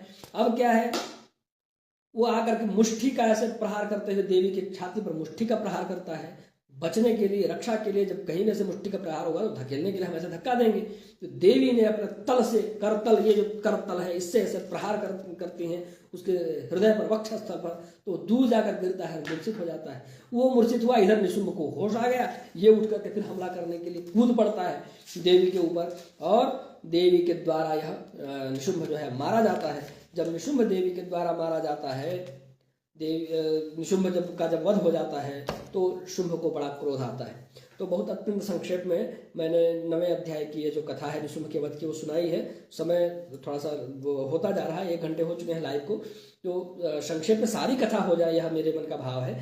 तो फिर जब जैसे ही यह मारा गया निशुंभ, तो शुंभ को बड़ा क्रोध आया। अपने भाई के मारे जाने पर वो बहुत ज्यादा व्याकुल हो गया और कूद पड़ा वो देवी के ऊपर हमला करने के लिए। तो जब देवी के ऊपर हमला करने के लिए कूद पड़ा, देखा चारों तरफ सेना ही सेना देवी की, तब देखिए कैसी बात करता है। ये बात सुनकर के आपको बड़ी हंसी आएगी। क्या कह रहा है शुंभ, क्या कह रहा है सुनिए। बलावले पाप दुष्टे त्वं मां दुर्गे गर्वमावह अन्यासाम बलमाश्रित्य युद्ध से याति मानिनी। वो अकेली थी, फिर भी जब धूम्रलोचन को भेजा पहली बार उसने, तो 60,000 सेना लेकर के भेजा। दोबारा जब चंडमुंड को भेजा तो वो भी चतुरंगिणी सेना लेकर के आए। जब स्वयं आया तो अपने पूरे रेजिमेंट को लेकर के पहुंचा। और जब वो मारा जा रहा है तो कैसे विक्टिम कार्ड खेलते हुए क्या कह रहा है, बलावले पादुष्टे त्वंगमा दुर्गे गर्वमावह। हे दुर्गे, दूसरों के बल पर आश्रित होकर के युद्ध करने वाली, आप ऐसे गर्वित मत होइए। अन्यासाम बलमाश्रित्य युद्ध से याति मानिनी। हे घमंडिनी, तुम दूसरों के बल का आश्रय लेकर के यहां युद्ध करती हो, कैसी बात है। देवी को ही कह रहा है, बलावले पादुष्टे त्वंगमा दुर्गे गर्वमावह अन्यासाम बलमाश्रित्य युद्ध से याति मानिनी। हे घमंडिनी, तुम दूसरों के बल का प्रयोग करके युद्ध जीतने का गौरव करती हो, घमंड करती हो, युद्ध करती हो। देवी ने कहा, तथास्तु भाई, तुम्हारी इच्छा पूरी कर देते हैं, क्यों चिंता करते हो। देवी बहुत ही डिप्लोमेटिक तरीके से इसको डील करती हैं। कहती है एकैवाहम जगत्यत्र द्वितीया का मम परा। इस संसार में एक मैं ही हूं, मेरे अलावा दूसरा है कौन। पश्येता दुष्टमय्येव विशन्त्यो मद विभूतया। हे दुष्ट, तुम देख लो, जितनी भी मेरी विभूतियां हैं वो सब मुझ में ही समाहित हो रही हैं। ऐसे करके जैसे ही देवी ऐसा कहती हैं, जो ब्रह्मांडी शक्ति बाहर निकली थी वह देवी में समाहित हो गई, जो ऐन्द्री बाहर निकली थी वह समाहित हो गई, जो वाराही बाहर निकली थी वह समाहित हो गई, जो नारसिंही निकली थी वह समाहित हो गई। जितनी शक्तियां देवी के शरीर से अलग अलग रूप धारण करके निकली थी वह सब आकर देवी में ही समाहित हो गई। एकैवाहम जगत्यत्र द्वितीया का मम परा। एक इस संसार में मैं ही हूं, दूसरा है कौन। तो इस प्रकार से जब समाहित हो गए तो भाई अब तुम्हारी इच्छा पूरी हो गई, अब मुझसे ही लड़ना है, लड़ो, बात खत्म करो। और शुंभ और देवी इन दोनों का युद्ध जो है वहां पर प्रारंभ हो गया। अनेक प्रकार से यह युद्ध चलता रहा, अनेक प्रकार से वो छल से बल से कई तरीकों से यह युद्ध जो है चल रहा है। बाणों की ऐसी वर्षा होने लगी जैसे बारिश के समय मेघ बरसते हैं। इस तरीके से बड़ा ही मनोरम और दुष्टों के लिए विभत्स वर्णन 10वें अध्याय में शुंभ और भगवती के युद्ध का प्राप्त होता है। और युद्ध होते हुए वह जो शुंभ है वह देवी के हाथ से मारा जाता है। जैसे ही शुंभ देवी के हाथ से मारा जाता है, शुंभ के मरते ही सभी उत्पात शांत हो जाते हैं, कोई भी उत्पात दिखाई नहीं पड़ता। नदियां अपना सही मार्ग पकड़ लेती हैं। जितने भी अशुभ शकुन दिखाई पड़ रहे थे वे सभी अशुभ शकुन शुभ शकुनों में बदल जाते हैं, शांत हो जाते हैं। देवता पुष्प की वृष्टि वर्षा करने लग जाते हैं और सभी असुर भाग करके पाताल लोक चले जाते हैं। सभी असुर भाग करके पाताल लोक चले जाते हैं और देवता लोग प्रसन्न होकर के पुष्प की वृष्टि करने लग जाते हैं। चारों ओर आनंद और सुख और शांति का माहौल व्याप्त हो जाता है। यहां पर एक महत्वपूर्ण बात छूट गई है। जब शुंभ सारी सेना को लेकर के जब पहुंचता है ना देवी के पास, सभी रेजिमेंट की सारी सेना जो उसके पास थी सब बल को लेकर के, तो उस समय देवी शिव जी को कहती हैं कि हे भगवान, आप मेरा दूत बन करके उनके पास जाइए और उनको कहिए कि जो दैत्य जीवित रहना चाहते हैं, जिनको अपने प्राणों से प्रेम है, वे सभी लोग पाताल चले जाएं तो उनकी रक्षा हो जाएगी, और जो युद्ध करने आएंगे वो तो निश्चित ही मारे जाएंगे। तो भगवान शिव जाकर के उनको सूचना देते हैं दूत बन करके। उनकी सूचना पा करके इनका गर्व और हो जाता है कि हम ऐसे कैसे पाताल चले जाए। वो कूद पड़ते युद्ध के लिए, आगे की क्या क्या घटना है वो सब बता ही दिया। तो भगवती शिवजी को दूत बनाती हैं, इसलिए भगवती का एक नाम शिवदूती भी प्रसिद्ध है। यह बात रह गई। इस प्रकार से 10वें अध्याय में शुंभ का जो है वध हो गया। अब 11वें अध्याय में देवताओं के द्वारा जो देवी की स्तुति की गई है वह 11वें अध्याय में वर्णित है। तो देवी की खूब स्तुतियां वो लोग करते हैं। सर्वस्व बुद्धि रूपेण जरस्य हृदय संस्थिते स्वर्गा पवर्गदे देवी नारायणी नमोस्तुते, ऐसी देवी की स्तुति है। बहुत सारी स्तुतियां हैं। त्वं वैष्णवी शक्तिरनंत वीर्या विश्वस्य बीजं परमासि माया सम्मोहितं देवी समस्तमेतत् त्वं वै प्रसन्ना भुवि मुक्ति हेतु देवी प्रपन्नार्ति हरे प्रसीद प्रसीद मातर्जगदोऽखिलस्य प्रसीद विश्वेश्वर पाहि विश्वं त्वमीश्वरी देवी चराचरस्य। इस प्रकार से पूरे 11वें अध्याय में खूब सुंदर सुंदर स्तुतियां भगवती की प्रस्तुत की गई हैं। सर्वस्वरूपे सर्वेशे सर्वशक्ति समन्विते भयेभ्यस्त्राहिनो देवी दुर्गे देवी नमोस्तुते सर्वाबाद। अब यहाँ पर एक बात हो जाती है कि इनकी जब स्तुतियां देवता लोग करने लग जाते हैं तो देवी इनकी स्तुतियों से बहुत प्रसन्न हो जाती हैं और इनकी स्तुतियों को सुनकर के देवी का जो कोप था वह भी शांत हो जाता है। इसके बाद देवी प्रसन्न मुद्रा में कहती हैं, वरदाहम सुरगणा वरम यनमनसिच्छता त्वं वृणध्वं प्रयच्छामि जगताम उपकारकम। हे देवगण, इस समस्त जगत के उपकार के लिए मैं आप लोगों को वरदान देने वाली हूँ। आप जो चाहें वह वरदान मांग सकते हैं। तब देवता लोग क्या कहते हैं, सर्वाबाधा प्रशमनं त्रैलोक्यस्याखिलेश्वरी, हे तीनों लोगों का पालन करने वाली देवी, आप सभी बाधाओं का नाश करें। एवमेव त्वया कार्यदश्मद्वैरि विनाशनम, आपका हमेशा यही कार्य होगा कि आप हमारे वैरियों का नाश करती रहें। तो सामान्य जीवन में भी आप लोग इस श्लोक का प्रयोग, सर्वाबाधा प्रशमनम त्रैलोक्यस्याखिलेश्वरी, इस श्लोक का प्रयोग हमेशा कर सकते हैं। कई सारे तंत्र ग्रंथों में इस श्लोक का बड़ा अच्छा महात्म्य प्राप्त होता है। जब प्रबल शत्रुओं से गिर जाए, अनेक बाधाओं से गिर जाए, तो बस श्रद्धा भाव से नियमित केवल इस श्लोक का पाठ करते रहने से सभी बाधाओं की शांति हो जाती है। विशेष रूप से कोई चाहे तो इस श्लोक के द्वारा संपुट पाठ भी कर सकते हैं, करा सकते हैं।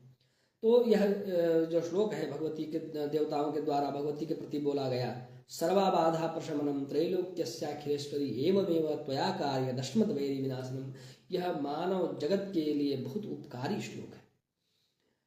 दब देवी कहती हैं, क्या वैवस्वतेन्तरे प्राप्ते अष्टाविंशतितमे युगे। अब फिर से पहले चरित्र वाली बात यहाँ पर आती है कि वैवस्वत नाम का जब मनवंतर आएगा, उसमें भी वैवस्वत मनवंतर में भी 71 महायुग होंगे।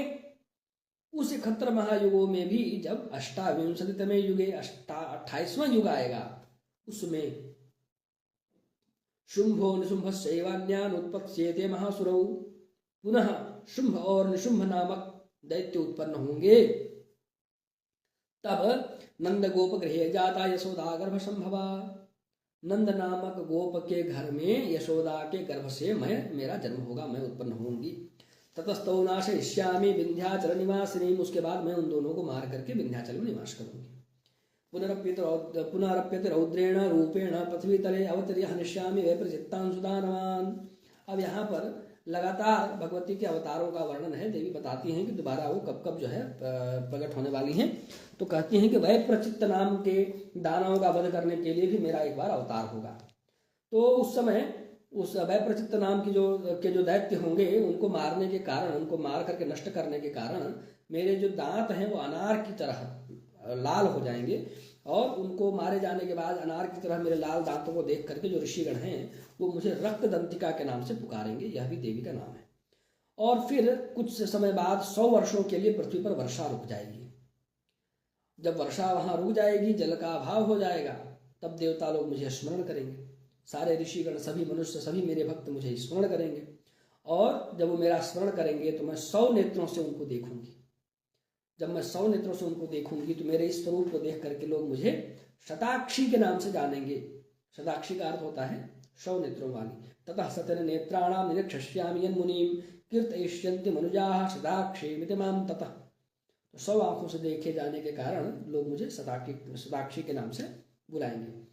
उसके बाद उनके संकटों को, उनके भूख प्यास, उनकी व्याकुलता को दूर करने के लिए मैं अपने ही शरीर से शाक इत्यादि उत्पन्न करके उसकी वृष्टि करूंगी, उसकी वर्षा करूंगी। और शाक की वर्षा करने के कारण लोग मुझे शाकंभरी विख्यातिम तदा यास्याम्यहं भुवीम, इस पृथ्वी पर मैं शाकंभरी के नाम से विख्यात हो जाऊंगी। तत्रैव च वधिष्यामि दुर्गमाख्यम महासुरम, उसके बाद दुर्गम नाम का एक दैत्य होगा, मैं उसका वध करूंगी। दुर्गा देवी विख्यातम तन्मे नाम भविष्यति, उसके बाद उस दुर्गम नामक दैत्य का वध करने के कारण मेरा नाम दुर्गा होगा और दुर्गा के नाम से मैं विख्यात हो जाऊंगी। पुनश्चाहम यदा भीमम रूपम कृत्वा हिमाचले, दुर्गा देवी के नाम से विख्यात हो गई। फिर भीम रूप का धारण करके हिमालय पर रह करके ऋषियों की रक्षा करेंगी, राक्षसों का वध करेंगी, भक्षण करेंगी। और तब सभी देवगण, ऋषिगण भीमा देवी के नाम से मुझे स्मरण करेंगे, मुझे याद करेंगे। तो हिमाचल क्षेत्र में भीमा देवी नाम का भी एक तीर्थ है भगवती का, उसकी कथा यहाँ पर 11वें अध्याय में दी हुई है। यदा अरुणाख्यस्त्रैलोक्य महाबाधाम करिष्यति, उसके बाद अरुण नाम का एक दैत्य होगा, वह अनेक बाधाएं उत्पन्न करेगा। तब मैं उस अरुण वो उपद्रव मचाएगा, तब मैं लोग के हित की कामना से भ्रमर का रूप धारण करके उस दैत्य का नाश करूंगी। और जब उसका मैं वध करूंगी भ्रमर का रूप धारण करके, तो दुनिया मुझे, संसार मुझे, यह पृथ्वी मुझे भ्रामरीति च मांग लोकास्तदा स्तोष्यन्ति सर्वतः, तब मुझे भ्रामरी देवी के नाम से लोग स्मरण करेंगे, जानेंगे। इत्थम यदा यदा बाधा दानवोत्था भविष्यति तदा तदा अवतीर्याहं करिष्याम्यरिसंशयम्, इस प्रकार जब जब दानवों की बाधा उत्पन्न होगी तब तब अवतार लेकर के मैं आप सबों की रक्षा करूंगी। यही बात भगवान श्री कृष्ण ने भी कहा है, यदा यदा ही धर्मस्य ग्लानिर्भवति भारत, उसी बात को कहने का तात्पर्य है, बिल्कुल वैसी ही बात भगवती ने भी देवताओं से कहा है। इत्थम यदा यदा बाधा दानवोत्था भविष्यति तदा तदा अवतरियाहम करिष्यामि मेरे संक्षयम। और इस प्रकार से यहाँ 11वां अध्याय समाप्त हो जाता है, जिसमें देवी देवताओं को वरदान देती हैं, देवता देवी की स्तुति करते हैं। ये दो मुख्य बातें। अब 12वां अध्याय प्रारंभ होगा। यह बहुत काम का है, हम सभी भक्तों के सबसे ज्यादा काम का यह श्लोक है, जिसमें देवी ने स्वयं मार्गदर्शन किया है, कैसे उनकी पूजा करनी चाहिए, किन किन चीजों का पालन करना चाहिए, देवी को क्या प्रिय है, ये सब स्वयं देवी ने अपने मुख से देवताओं को बताया है। तो यह जो 12वां अध्याय है ये बहुत ज्यादा महत्वपूर्ण है। इसको आप सभी लोग जरूर ध्यान से सुनें और कम से कम इस भाग को आप जरूर शेयर करें, लोगों तक बताएं, समझाएं। इसको सेव भी आप करके रख सकते हैं ताकि बार बार इसको सुन सकें, समझ सकें। जब भी आपको अवसर लगे, मैंने कल भी कहा था कि कम से कम 12वें अध्याय को आप सब लोग इसका हिंदी अनुवाद गीता प्रेस के उसमें से पढ़िए, अधिक से अधिक चीज़ों को जानने का प्रयास करिए ताकि आपकी भक्ति और सुदृढ़ हो सके। तो इसको थोड़ा सा समय लेकर के हम लोग बढ़िया से समझेंगे। एभिस्तवैष मां नित्यं स्तोष्यते यः समाहितः तस्याहं सकलां बाधां नाशयिष्यामि संशयम्। देवी स्वयं कहती हैं कि ये जो मेरी स्तुतियां हैं, जो देवताओं के द्वारा गाई गई, पहले अध्याय में ब्रह्मा जी ने स्तुतियां की, चौथे अध्याय में देवताओं ने स्तुतियां की, 11वें अध्याय में फिर देवताओं ने स्तुतियां की। तो देवताओं के द्वारा की गई जो भी मेरी स्तुतियां हैं, उनको जो भी पढ़ेगा उसके समस्त बाधाओं का मैं नाश करूंगी, ऐसा देवी स्वयं कहती। मधुकैटभ नाशम च महिषासुरघातनम कीर्तयिष्यन्ति ये तद्वद्वदम् शुम्भन शुम्भयोः। जो मधुकैटभ के नाश की कथा को पढ़ेंगे, जो महिषासुर के घात की कथा को सुनेंगे, पढ़ेंगे, उसी प्रकार से जो शुंभ और निशुंभ के वध की कथा को पढ़ेंगे, अष्टम्यां च चतुर्दश्यां नवम्यां चैकचेतसः श्रोष्यन्ति चैव ये भक्त्या मम महात्म्यमुत्तमम्। जो भी अष्टमी, चतुर्दशी और नवमी को एकाग्र चित्त होकर के मेरी इस कथा को, मेरे इस उत्तम महात्म्य को सुनेंगे। तो अब यहाँ पर बात होती है कि भाई अष्टमी, चतुर्दशी और नवमी ही क्यों, अन्य तिथियां क्यों नहीं, यही 3 तिथियां क्यों? इस पर भी थोड़ा सा विचार हो सकता है। मुहूर्त शास्त्र का सबसे अनमोल, सबसे ऑथेंटिक, प्रामाणिक, विश्वसनीय और प्रचलित विख्यात ग्रंथ है मुहूर्त चिंतामणि, जिसकी रचना रामदेवज्ञ ने की है। उसमें तिथियों के स्वामी का श्लोक प्राप्त होता है, किस तिथि के कौन से देवता स्वामी है। उसमें है तिथिशा वहनिको गौरी गणेशो ही गुहो रवि शिवो दुर्गान्तको विश्वे हरि कामः शिवः शशि। इसमें अष्टमी तिथि के स्वामी शिव जी हैं, नवमी तिथि की स्वामी भगवती हैं, चतुर्दशी तिथि के स्वामी फिर शिव जी हैं। पहले ही मैंने कहा था, शिव और शक्ति में कोई भेद नहीं है, दोनों हमेशा साथ रहते हैं। इसलिए अष्टमी को, नवमी को या चतुर्दशी को जो भी देवी के महात्म्य को सुनता है, पढ़ता है, स्मरण करता है, क्या होगा उसका? देवी स्वयं बताती हैं, न तेषां दुष्कृतं किंचित दुष्कृतोत्थान चापदः भविष्यति न दारिद्र्यम न चैवेष्टवियोजनम। उसके साथ किसी भी प्रकार की दुर्घटना नहीं होगी, उसके साथ किसी भी प्रकार की आपदा नहीं होगी, उसको भविष्य में कभी भी दारिद्र्य का सामना नहीं करना पड़ेगा। उसके खिलाफ बनाई जा रही सारी योजनाएं निष्फल हो जाएंगी। जो हमारे हमसे ईर्ष्या करने वाले लोग हैं, दुष्ट लोग हैं, शत्रु लोग हैं, उसके खिलाफ अगर कोई योजना बना रहे होंगे तो वह सब कुछ नष्ट हो जाएगा, ऐसा देवी स्वयं कहती है। और क्या होगा? शत्रु तो न भयम तस्य दस्युतो वा न राजतः न शस्त्रानलतो योगात् कदाचित् संभविष्यति। उसके ऊपर शत्रु का कोई भय नहीं होगा, राजा का कोई भय नहीं होगा, सेना का कोई भय नहीं होगा, शस्त्र से कोई उसको परास्त नहीं कर पाएगा। कोई किसी भी प्रकार की जो आपदाएं हैं, आंधी तूफान इत्यादि से नष्ट करना, षड्यंत्र के द्वारा नष्ट करना, ये सब उसके साथ कुछ नहीं हो पाएगा। तस्मान् ममेतन् महात्म्यम पठितव्यम समाहितैः। इसलिए मेरे इस महात्म्य को बिल्कुल दत्तचित्त होकर के ध्यान पूर्वक पठितव्यम, पढ़ना चाहिए। श्रोतव्यम च सदा भक्त्या परम स्वस्त्ययन हि तत्। अब पंडित जी हमको पढ़ना नहीं आता है, हम बचपन में कभी संस्कृत नहीं पढ़े, हम बड़े आधुनिक हैं, केवल अंग्रेजी जानते हैं, क्या करें? तब कहते हैं श्रोतव्यम च सदा भक्त्या, कम से कम सुन लीजिए, श्रोतव्यम च सदा भक्त्या, भक्ति पूर्वक सुन लीजिए, तब भी परम स्वस्थ्यन, बहुत परम कल्याण की प्राप्ति होगी, सुनने से भी प्राप्ति होगी। ऐसी देवी की निर्मल माया है।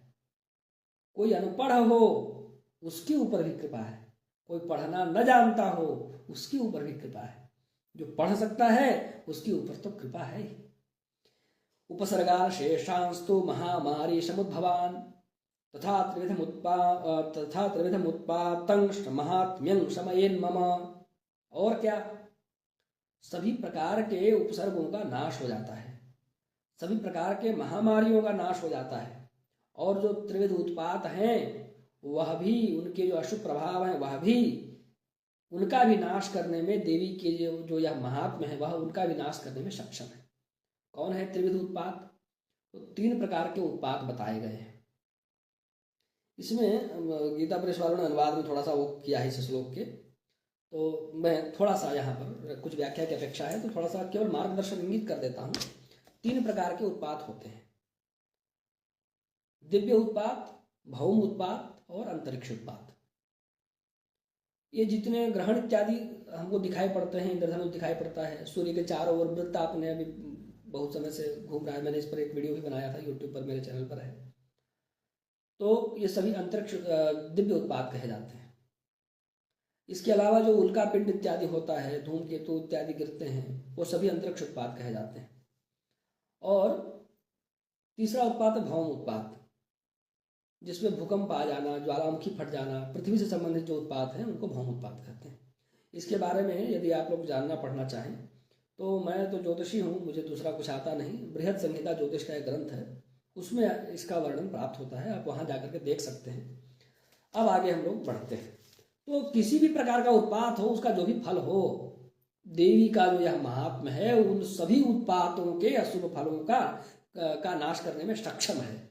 यह अपने काम की जो मुख्य बात है। यत्र इतत् पठ्यते सम्यक् नित्यमायतने मम सदा न तत् विमोक्षामि सानिध्यम तत्र मे स्थितम्। देवी कहती है कि जो इसका पाठ करता है मैं कभी भी उसको नहीं छोड़ती हूँ, उसको हमेशा मेरा सानिध्य प्राप्त होता है, ऐसा देवी कहती है। तो कहने का तात्पर्य है केवल आप नवरात्र में ही पाठ करें ऐसा आवश्यक नहीं है, आप नित्य भी पाठ कर सकते हैं। नित्य न कर सके तो 15 दिनों में 3 दिन, अष्टमी, नवमी, चतुर्दशी, उनमें पाठ कर सकते हैं। उनमें नहीं तो कम से कम महीने के 3 दिन पकड़ लीजिए, शुक्ल पक्ष की जो 3 तिथियां हैं उनमें, अष्टमी, नवमी, चतुर्दशी, उनमें पाठ कर लीजिए। इस प्रकार से बलि प्रदान, पूजा या अग्नि कार्य, महोत्सव और कब कब कर सकते हैं? तो कहते हैं कभी बलि प्रदान करना हो उस समय पाठ कर सकते हैं, कोई पूजा करना हो उस समय पाठ कर सकते हैं, घर में कोई यज्ञ करवा रहे हो उसमें पाठ कर सकते हैं, घर में कोई महोत्सव करवा रहे हो उस समय पाठ कर सकते हैं। एक सज्जन ने कभी पूछा था कि गृह प्रवेश में, घर के पूजन में लोग दुर्गा सप्तशती का पाठ करते हैं, ऐसा कुछ है क्या? ऐसा किया जा सकता है क्या? देवी स्वयं कह रही है सभी महोत्सव में हो सकता है, अग्नि कार्य, हवन इत्यादि में हो सकता है, घर में आप कोई यज्ञ कर रहे हो, कोई महोत्सव कर रहे हो, उसमें देवी का पाठ हो सकता है।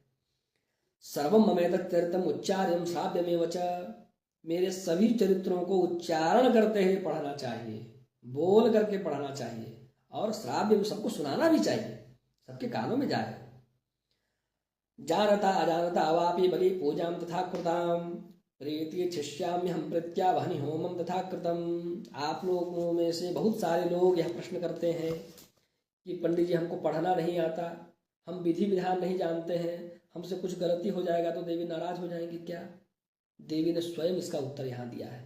क्या दिया है? जानता अजानता वापी, कोई मेरे पूजन के विधान को जानता हो चाहे न जानता हो, विधि विधान को जान करके विधि पूर्वक करे, या विधि विधान को नहीं भी जानता हो, भक्ति उसके पास है, विधि विधान को नहीं जानता है, जितना जानता है उतना ही करे, बलि करे, पूजन करे, तो मैं उसके अच्छे भाव को ग्रहण करती हूँ, प्रेम पूर्वक उसके जो अच्छे भाव हैं उनको ग्रहण करती हूँ और उससे प्रसन्न हो जाती हूँ। अब नवरात्र तो चैत्र में भी आता है, माघ में भी आता है, आषाढ़ में भी आता है, पौष में भी आता है, अभी आश्विन में भी आता है, तो फिर आश्विन का ही केवल क्यों सबसे ज़्यादा प्रचार है? देवी स्वयं कहती हैं, इसलिए प्रचार है। क्या कहती हैं? शरद काले महापूजा क्रियते या च वार्षिकी। शरद ऋतु में मेरी जो वार्षिकी पूजा की जाती है, तस्याम ममेतन महात्म्यम श्रुत्वा भक्ति समन्वितः। उस समय भक्ति से समन्वित होकर के, भक्ति युक्त होकर के मेरे महात्म्य का श्रवण करे। क्या होगा उससे? तो कहती हैं सर्वा बाधा विनिर्मुक्तो। मेरे महात्म्य को सुनने वाला, भक्ति पूर्वक मेरे महात्म्य को सुनने वाला व्यक्ति सभी बाधाओं से मुक्त हो जाएगा। सर्वा बाधा विनिर्मुक्तो। और क्या होगा?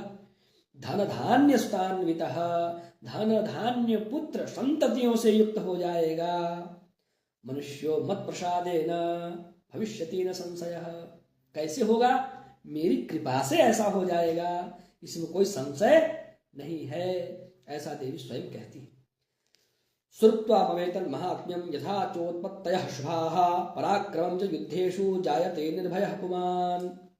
मेरे इस महात्म्य को सुन करके नित्य कल्याण की प्राप्ति होती है, पराक्रम की वृद्धि होती है। जो मैंने पराक्रम दिखाया है युद्ध में, उसकी कथा सुनने से व्यक्ति निर्भय हो जाता है। देवी ने जो शुंभ के वध में, निशुंभ के वध में, धूम्रलोचन के वध में, महिषासुर के वध में, रक्तबीज, उनको उनकी कथा श्रवण करने से व्यक्ति निर्भय हो जाता है, किसी भी प्रकार का भय व्याप्त नहीं होता। कब कब निर्भय हो जाता है उसको भी स्पष्ट कर रही हैं। रिपवः संशयं यान्ति कल्याणं चोपपद्यते। उसके सभी शत्रुओं का नाश हो जाता है, वह तो कल्याण को प्राप्त करने लग जाता है। मेरे महात्म्य को सुन करके व्यक्ति का समस्त कुल आनंदित हो जाता है। शांति कर्मणि सर्वत्र तथा दुःस्वप्न दर्शने ग्रह पीड़ासु चोग्रासु महात्म्यम शृणुयान मम। कब कब देवी का महात्म्य सुने? तो शांति, सभी प्रकार के शांति कर्मों में सुने। किसी भी प्रकार की शांति कर्म की जा रही हो उसमें देवी का महात्म्य सुने। किसी प्रकार की ग्रह शांति करना हो, राहु केतु शांति करना हो, केतु शांति करना हो, शनि शांति कर रहे हो, मंगल शांति कर रहे हो, मूल शांति, गंडांत शांति इत्यादि कर रहे हो, गुलिकारी दोषों की शांति कर रहे हो, अतिगंडादि दुर्योगों की शांति कर रहे हो, किसी प्रकार का उत्पात हो गया हो उसकी शांति कर रहे हो, किसी प्रकार का रोग हो गया हो उसकी शांति कर रहे हो, अनेक सारी शांतियां होती, शांति कर्म कहते हैं उनको। तो किसी भी प्रकार की शांति कर्म हो उसमें, सभी शांति कर्मों में भगवती का यह स्तोत्र, यह स्तुति पढ़ी जा सकती है, सुनी जा सकती है। दुःस्वप्न दर्शन है, खराब स्वप्न देख लिया, अब क्या होगा? उस अशुभ स्वप्न के नाश के लिए भी देवी का यह चरित्र पढ़ा जा सकता है। ग्रह पीड़ासु चोग्रासु, बहुत भयंकर ग्रहों की पीड़ा हो गई है, तब भी उसके निवारण के लिए भगवती का यह महात्म्य पढ़ना या सुनना चाहिए। उपसर्गाः समम्यान्ति ग्रह पीड़ाश्च दारुणा। भगवती के इस स्तोत्र को पढ़ने से, सुनने से सभी प्रकार के उपसर्गों का शमन हो जाता है, सभी प्रकार के रोगों का शमन हो जाता है। और ग्रह पीड़ाश्च दारुणा, दारुण ग्रहों की दारुण पीड़ा भी नष्ट हो जाती है, दुःस्वप्न नष्ट हो जाता है और उसका फल सुस्वप्न की तरह मिलने लगता है। बालग्रहाभिभूतानां बालानां शांतिकारकम। अब ये थोड़ा सा आयुर्वेद का विषय है। बहुत सारे बालक ग्रह कहे गए हैं। तो चरक संहिता में, महर्षि चरक के द्वारा लिखी गई जो चरक संहिता है, उसमें जब आप पढ़ेंगे चिकित्सा के संबंध में, बालकों की चिकित्सा के संबंध में, तो कई सारे बालक ग्रहों का वर्णन है। तो बालक ग्रह जो है, व्यक्ति बालकों को पकड़ते हैं, उनको रोगों से ग्रस्त करते हैं। ऐसी परिस्थिति में भी बालक ग्रहों से जो पीड़ित हैं, ऐसे जो बालक हैं, उनके लिए भी, उनको ठीक करने में भी, उन बालक ग्रहों के नाश के लिए भी यह जो भगवती का महात्म्य है उसको पढ़ना या सुनना चाहिए। और संघात भेद चंद्रणा मैत्री करुणमुत्तमम। किसी भी प्रकार का षड्यंत्र हो रहा हो, ज्ञात हो गया कि षड्यंत्र हो रहा है, तब देवी का यह महात्म्य पढ़ना चाहिए। कभी ऐसी हो कि दो अत्यंत स्नेही लोगों के बीच किसी भी कारण से यदि मतभेद हो गया हो, तो उनकी मैत्री कराने के लिए भी, कहीं सुलह कराने के लिए भी भगवती का यह महात्म्य पढ़ना चाहिए। दुर्वृत्तानां शेषाणां बलहानिकरं परम रक्षोभूत पिशाचानां पठनादेवनाशनम। जो खराब वृत्तियों वाले लोग हैं, मन में छल कपट प्रपंच कुटिलता से भरे हुए जो लोग हैं, उनके बल की हानि करने में यह भगवती का जो महात्म्य है वो बड़ा प्रभावी है। और सभी प्रकार के भूत पिशाच इत्यादियों से भगवती का स्तोत्र पढ़ते ही रक्षा हो जाती है। सर्वं ममेतन् महात्म्यं मम सन्निधिकारकं पशु पुष्पार्घ्य धूपैश्च गंधदीपै तथोत्तमै। मेरा यह सारा महात्म्य मेरे सन्निधि को देने वाला है। मेरे सारे महात्म्य को पढ़ करके व्यक्ति मेरा सानिध्य प्राप्त कर लेता है। कैसे पूजन करें? पशु अर्पण करो, पुष्प अर्पण करो, अर्घ्य अर्पण करो, धूप अर्पण करो, गंध अर्पण करो, गंध मतलब चंदन तिलक, दीप अर्पण करो। ये सब उत्तम उत्तम चीजें, इनमें जो उत्तम हो वह अर्पण करो। ये बहुत आवश्यक बात है। आजकल एक विचित्र ही परंपरा लोग चली गई है। बाजार में जाएंगे, कहेंगे पूजा वाली घी दीजिए, तिल लेकर के आएंगे, वो खराब है, मिलावट किया हुआ है, रंगा हुआ है। दुकानदार भी कहेगा हवन ही न करना है, पूजा ही नहीं करना है। और ये इनको भी बात समझ में आ जाएगी, हाँ सस्ता मिल रहा है, पूजा ही करना है। आप एक ही चीज चढ़ाइए, लेकिन जो उत्तम से उत्तम हो वह चढ़ाइए, श्रेष्ठ से श्रेष्ठ हो वह चढ़ाइए। 10 चीजें अशुद्ध अशुद्धियों से भरी हुई मत चढ़ाइए, तो देवी तुरंत ही प्रसन्न होने वाली हैं। आप उनको एक फूल भी चढ़ा दे, देवी ने स्वयं कहा है पशु का अर्पण कर दे, पुष्प का अर्पण कर दे। पुष्प भी नहीं मिलता है तो जल लेकर के भगवती के सामने अर्घ्य दे दे, उससे भी देवी प्रसन्न हो जाएंगी। धूप जला दे, उससे भी प्रसन्न हो जाएंगी। भगवती को चंदन लगा दे, उससे भी भगवती प्रसन्न हो जाएंगी। भगवती के सामने ज्योत जला दे, दीपक जला दे, उससे भगवती प्रसन्न हो जाएंगी। लेकिन ये सभी उत्तम होना चाहिए, अशुद्ध नहीं होना चाहिए, अपवित्र नहीं होना चाहिए, मिलावटी नहीं होना चाहिए। ये बहुत महत्वपूर्ण बात है। विप्राणाम भोजनैर्होमय प्रोक्षणैर्हर्निशम् अन्यैश्च विधैर्भोगैः प्रदानैर्वत्सरेण या। देखिए बहुत महत्वपूर्ण बात यहाँ पर आ रही है। 1 वर्षों तक आप पूजन पाठ करते रहिए, दान करते रहिए, जप हवन करते रहिए, ब्राह्मणों को भोजन कराते रहिए, उससे जो पुण्य प्राप्त होगा, प्रीतिर्मे क्रियते अस्मिन् सुकृत सुचरिते स्तुते, उतना सारा पुण्य 1 वर्षों तक इतना सब कुछ करने से जो पुण्य मिलेगा, उतना सारा पुण्य प्रेम पूर्वक भक्ति पूर्वक भगवती के इस चरित्र का पाठ करने भर से मिल जाएगा। श्रुते कहा देवी ने, सुन लेने से मिल जाएगा भाई। अब पाठ करने में सक्षम नहीं है तो भगवती का महात्म्य सुन लेने से इतना पुण्य मिल जाएगा। श्रुतं हरति पापानि तथारोग्यं प्रयच्छति। सुनते ही पापों का नाश होता है और सबसे पहले आरोग्यता की प्राप्ति होती है। सबसे पहले मन प्रसन्न हो जाएगा, मन की मलिनता दूर हो जाएगी। तन प्रसन्न हो जाएगा, तन की मलिनता दूर हो जाएगी, रोगों का नाश होगा। युद्धे सुचरितं यन्मे दुष्ट दैत्य निबर्हणम्। युद्ध के समय अगर भगवती का यह चरित्र पढ़ा जाए, सुना जाए, तो दुष्ट दैत्यों का, दुष्टों का नियंत्रण हो जाता है, उनको नियंत्रण में आ जाते हैं, उनका नाश हो जाता है। तस्मिन् श्रुते वैरिकृतं भयं पुंसां न जायते जिस्माभिः स्तुतयो याश्च ब्रह्मर्षिभिः कृताः। देवी कहती हैं कि भगवती का यह स्तोत्र सुन लेने से वैरियों के द्वारा उत्पन्न किया गया किसी भी प्रकार का भय उत्पन्न पुरुष को नहीं होता है। किसी प्रकार से पुरुष यानी भक्त, देवी का भक्त पुरुष जो है वह व्याप्त नहीं होता है। और देवताओं के द्वारा जो स्तुतियां की गई हैं अथवा ब्रह्मा जी के द्वारा जो स्तुतियां की गई हैं, वह सभी स्तुतियां शुद्ध बुद्धि को देने वाली हैं। उन स्तुतियों से भगवती का पाठ, भगवती के सामने उन स्तोत्रों को पढ़ने से व्यक्ति की बुद्धि निर्मल और शुद्ध हो जाती है। आप में से भी कोई चाहे तो प्रतिदिन किसी एक स्तुति का आश्रय ले सकते हैं, जो सबसे सरल है। प्रथम चरित्र में दिया हुआ ब्रह्मा जी के द्वारा की गई जो स्तुति है, सबसे अच्छा, सबसे उत्तम, उसका प्रतिदिन पाठ करके आप देवी को बहुत सरलता से प्रसन्न कर सकते हैं। अरण्य प्रांतर एवापि दावाग्नि परिवारतः। कभी आप जंगल में घिर जाएं, एकांत में घिर जाएं, आग में घिर जाएं, किसी भी प्रकार के सेना से घिर जाएं, शत्रुओं से घिर जाएं, सिंह आपके ऊपर हमला करने के लिए दौड़ रहा हो, जंगल का कोई हाथी आपको पागल होकर के मारने के लिए दौड़ रहा हो, राजा ने कुपित होकर के आपको सजा देने का ऐलान कर दिया हो, अथवा आप किसी बंधन में पड़ने वाले हो, आपका अपहरण हो गया हो, किसी भी प्रकार की आपदा उत्पन्न हो गई हो, सभी प्रकार की घोर आपदाओं के बीच, घोर वेदनाओं के बीच यदि आपको देवी का यह चरित्र स्मरण में है, देवी के ऊपर अगाध आस्था है, एकाग्र चित्त दत्त चित्त होकर के आप देवी का स्मरण कर रहे हैं, तो आप निश्चित समझ लीजिए देवी ने स्वयं कहा है, स्मरण ममे तच्चरितम नरो मुच्यते संकटात्। मेरा स्मरण करने से वह व्यक्ति संकट से मुक्त हो जाता है। मम प्रभावात् सिंहाद्या दस्यो वैरिणस्तथा दूरादेव पलायन्ते स्म तच्चरितं मम। मेरा स्मरण कर लेने से वो सभी दूर से ही भाग जाते हैं। ऋषिवाच, अब ये सब बात ऋषि सुनाते हैं। किनको सुना रहे हैं? राजा सुरथ को और समाधि नामक वैश्य को। अब वो कहते हैं कि वह जो चंडिका है वह देवताओं को ये सारी विधि विधान बताते हुए, वरदान देते हुए आशीर्वाद की मुद्रा में बिल्कुल अंतर ध्यान हो जाती है। और देवी के अंतर ध्यान होते ही सभी दैत्य लोग, सभी जो देवता लोग हैं, देवगण हैं, वह सभी अपने अपने लोकों में पहुंच जाते हैं और अपने यज्ञ भाग इत्यादि का ग्रहण करते हुए पुनः अपने अपने कार्यों में संलग्न हो जाते हैं।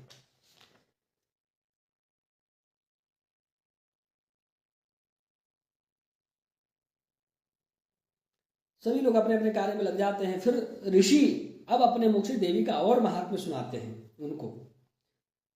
अपने मुख से देवी की जिनकी कथा सुना रहे हैं उनका महात्म्य अपने मुख से और सुनाते हैं। क्या सुनाते हैं?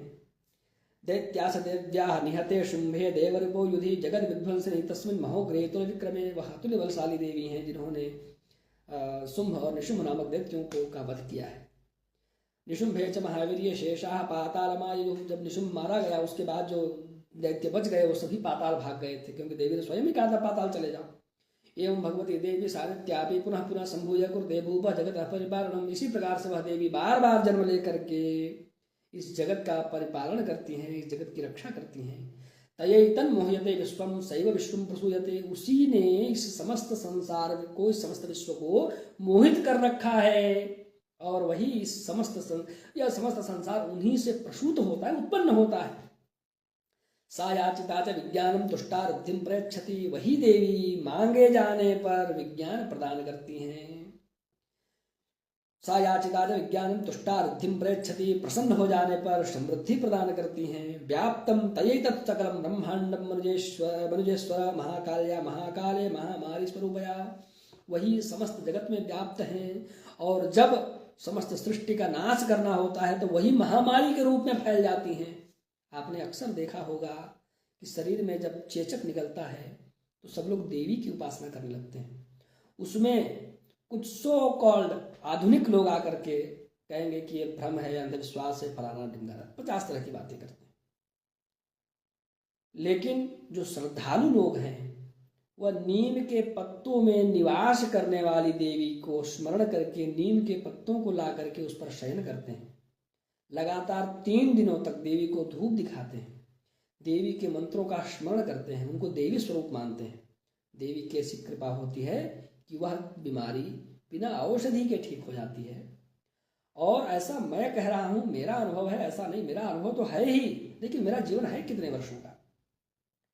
हमारे से अधिक ज्ञान और अनुभव और जीवन जीने वाले लोगों के जीवन में ऐसे सैकड़ों अनुभव हैं, एक बार नहीं हजारों बार। देवी ने स्वयं यहाँ भी बताया है कि जब सृष्टि का नाश करना होता है तो मैं ही महामारी का स्वरूप धारण करके समस्त संसार का लय करने के लिए प्रवृत्त हो जाती हूँ।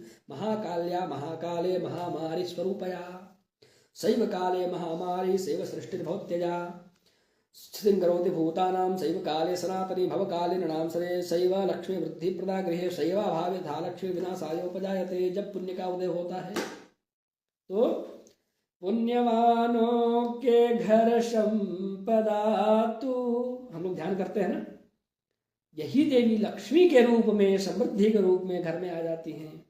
और जब पाप फल भोगना होता है तो यही देवी दरिद्रता के रूप में आ जाती हैं।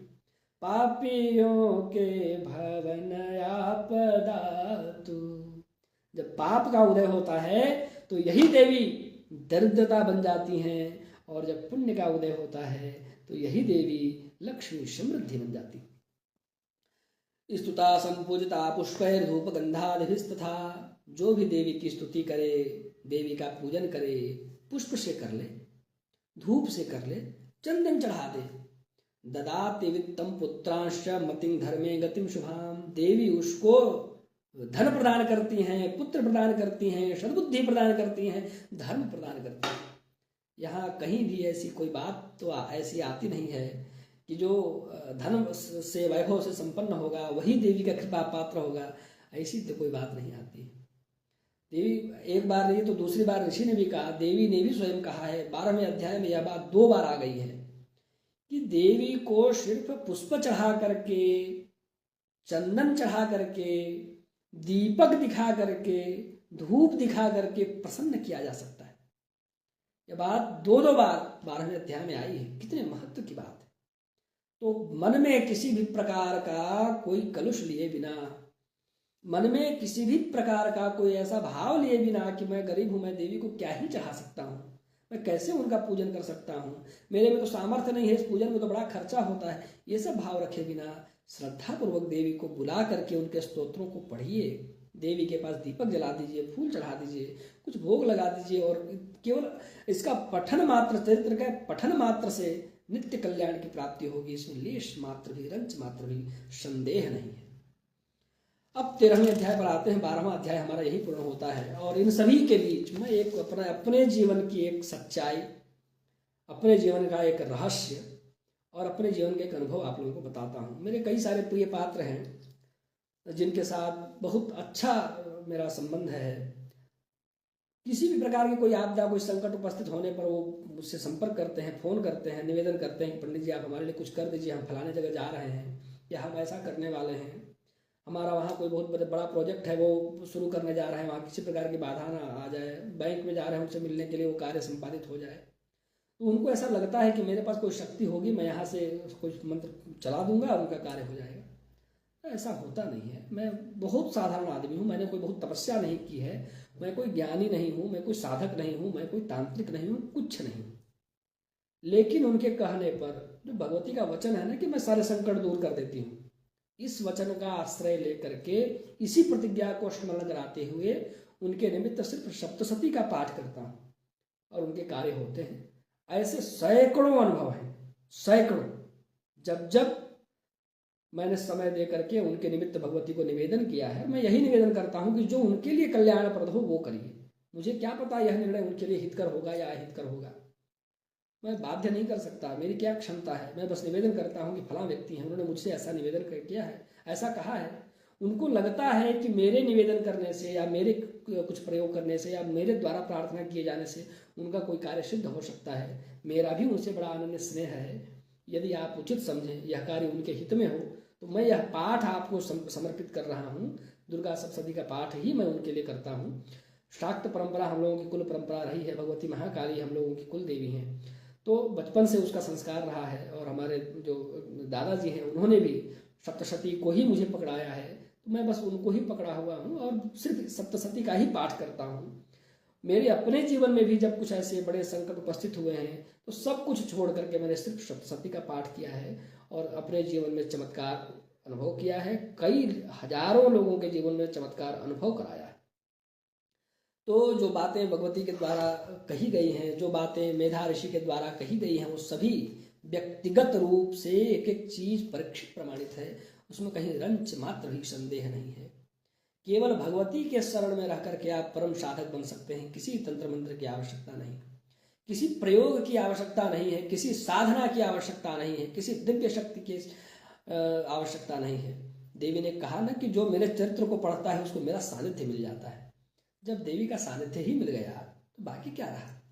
तो केवल श्रद्धा भाव से आप महीने में एक ही दिन सही, महीने में एक दिन करना हो तो नवमी तिथि को करिए, 3 दिन करना हो तो अष्टमी नवमी चतुर्दशी को करिए, तो भगवती की आराधना उपासना करते रहिए।